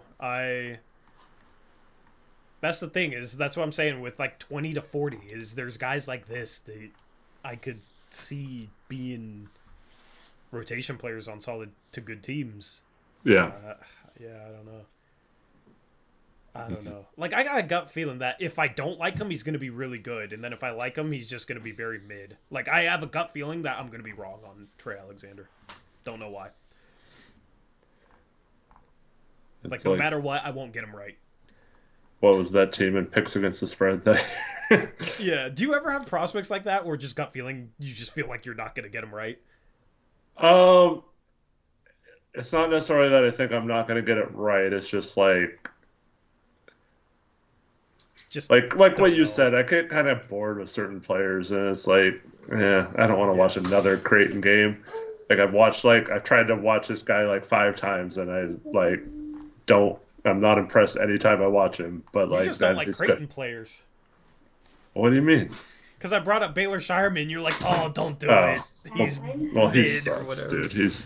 He He doesn't suck. He's like Dad, I'm hungry. I told her I'd take her to get McDonald's after the stream, so Okay, well, it's just her and I tonight. Yeah. My son's at grandma's house, and wife is working. So, but yeah, no, it's not like. I mean, I don't like Kalkbrenner. You don't like Shireman? You don't like Trey Alexander? Kaluma was okay. I didn't say I don't like Trey Alexander. I said he's just kind of You're bored. Yeah. Well, you said you were bored with him too. I mean, I'm bored when I watch him because he does literally nothing. Yeah. Yeah. I don't know. I didn't have issue with Kaluma last year. Where's he playing now? Kansas State, right? And yeah, they just Kansas suck, State. and he's not Yeah. on draft boards anymore. Yep. Yeah, people kind of forgot about him. But that's another one of those guys. A year older now. It's like, I don't know. Yeah. I mean, Shireman like is not quick. Probably isn't going to be a good defender. But like 6'6", 6'7", Probably. small. Okay. Yeah, he's. I mean, I've seen guys that I think are I'm going just to messing suck with you. defensively come into the league. True. And be decent. Like, we never thought Denny Avdija was going to be a good defender, right?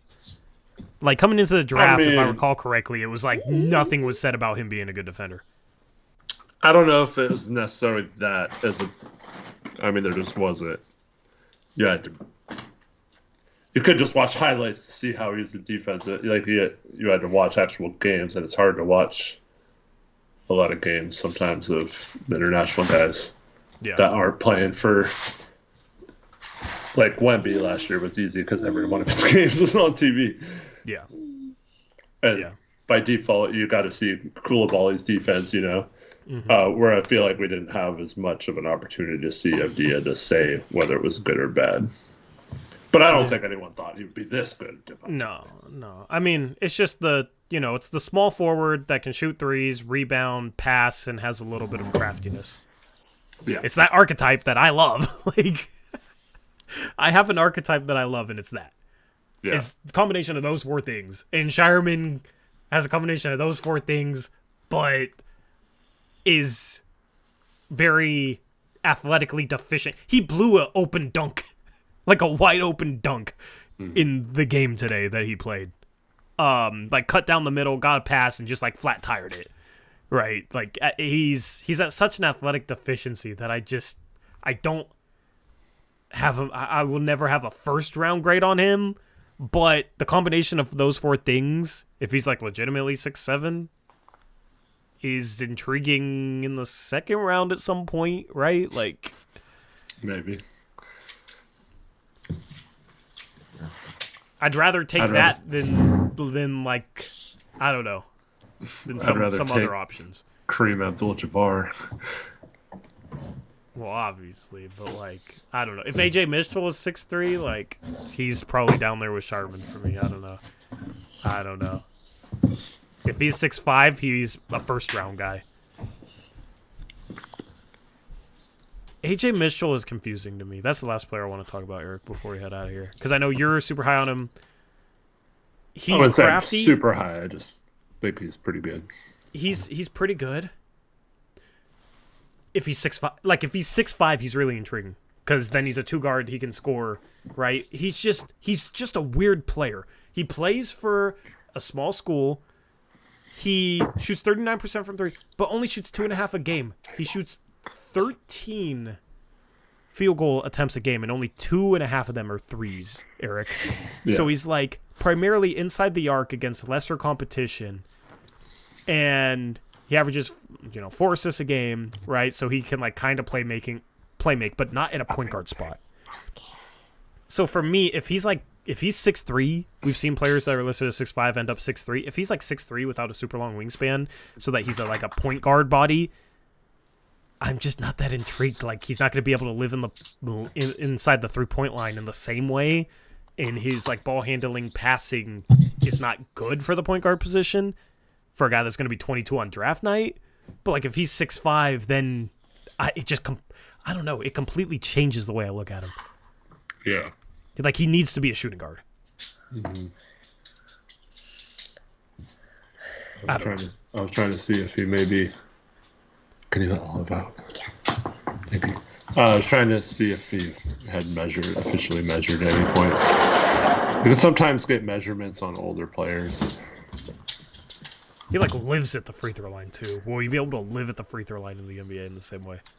I mean, players who can get to the free throw line with consistency, it is a skill. Yeah.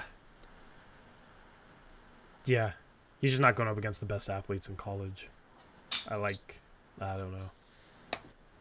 He's tough. He's so tough. He's up there with Trey Alexander. Like, I don't know.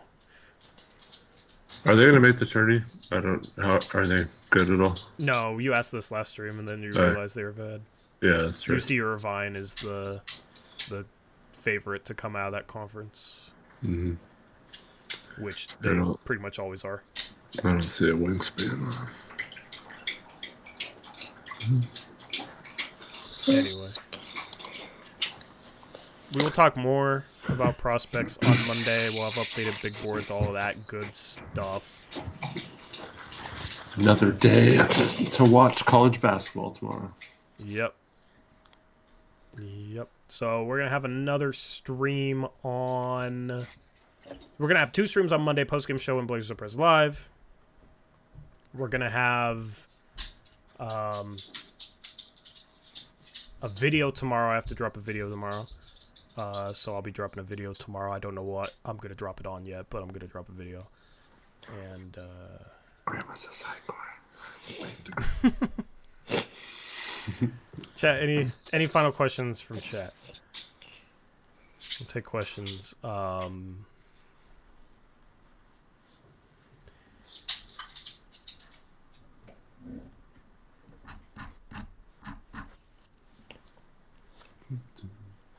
Thanks, everyone, for watching. Appreciate you all tuning in for the second straight night against a crappy team. Yeah.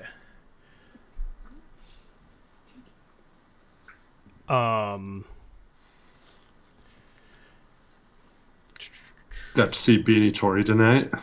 This beanie's annoying me, man. This beanie's it's starting to itch, so my hair is probably all screwed. I still got the hat here on backup. But yeah, we're gonna have 2 streams on Monday, video on Sunday. This stream is brought to you by BetUS. Make sure to use the link in the description box below and promo code JOIN125 to receive 3 deposit bonuses up to $2,500. You can get in on MLB action as well as March Madness coming up here in a couple weeks. We'll definitely take a look at that stuff. Shout out to them for sponsoring the post-game show. Take advantage of that 10% gamblers insurance. And then we're going to have picks against the spread on Monday. That'll be BetUS spreads, so you can get in on that action as well. Looking forward to the 2 streams on Monday. Thank you guys for hanging out with us here on the postgame show. The Blazers win again. They beat the Grizzlies 107-100. They win 2 games in a row. 2.5 games back out of 4th best lottery odds behind the Charlotte Hornets. We'll see if they can make up any ground on that in the coming weeks. And with that being said, we are out of here. We'll catch you in the next one. Until then, as always, peace out. Go Blazers.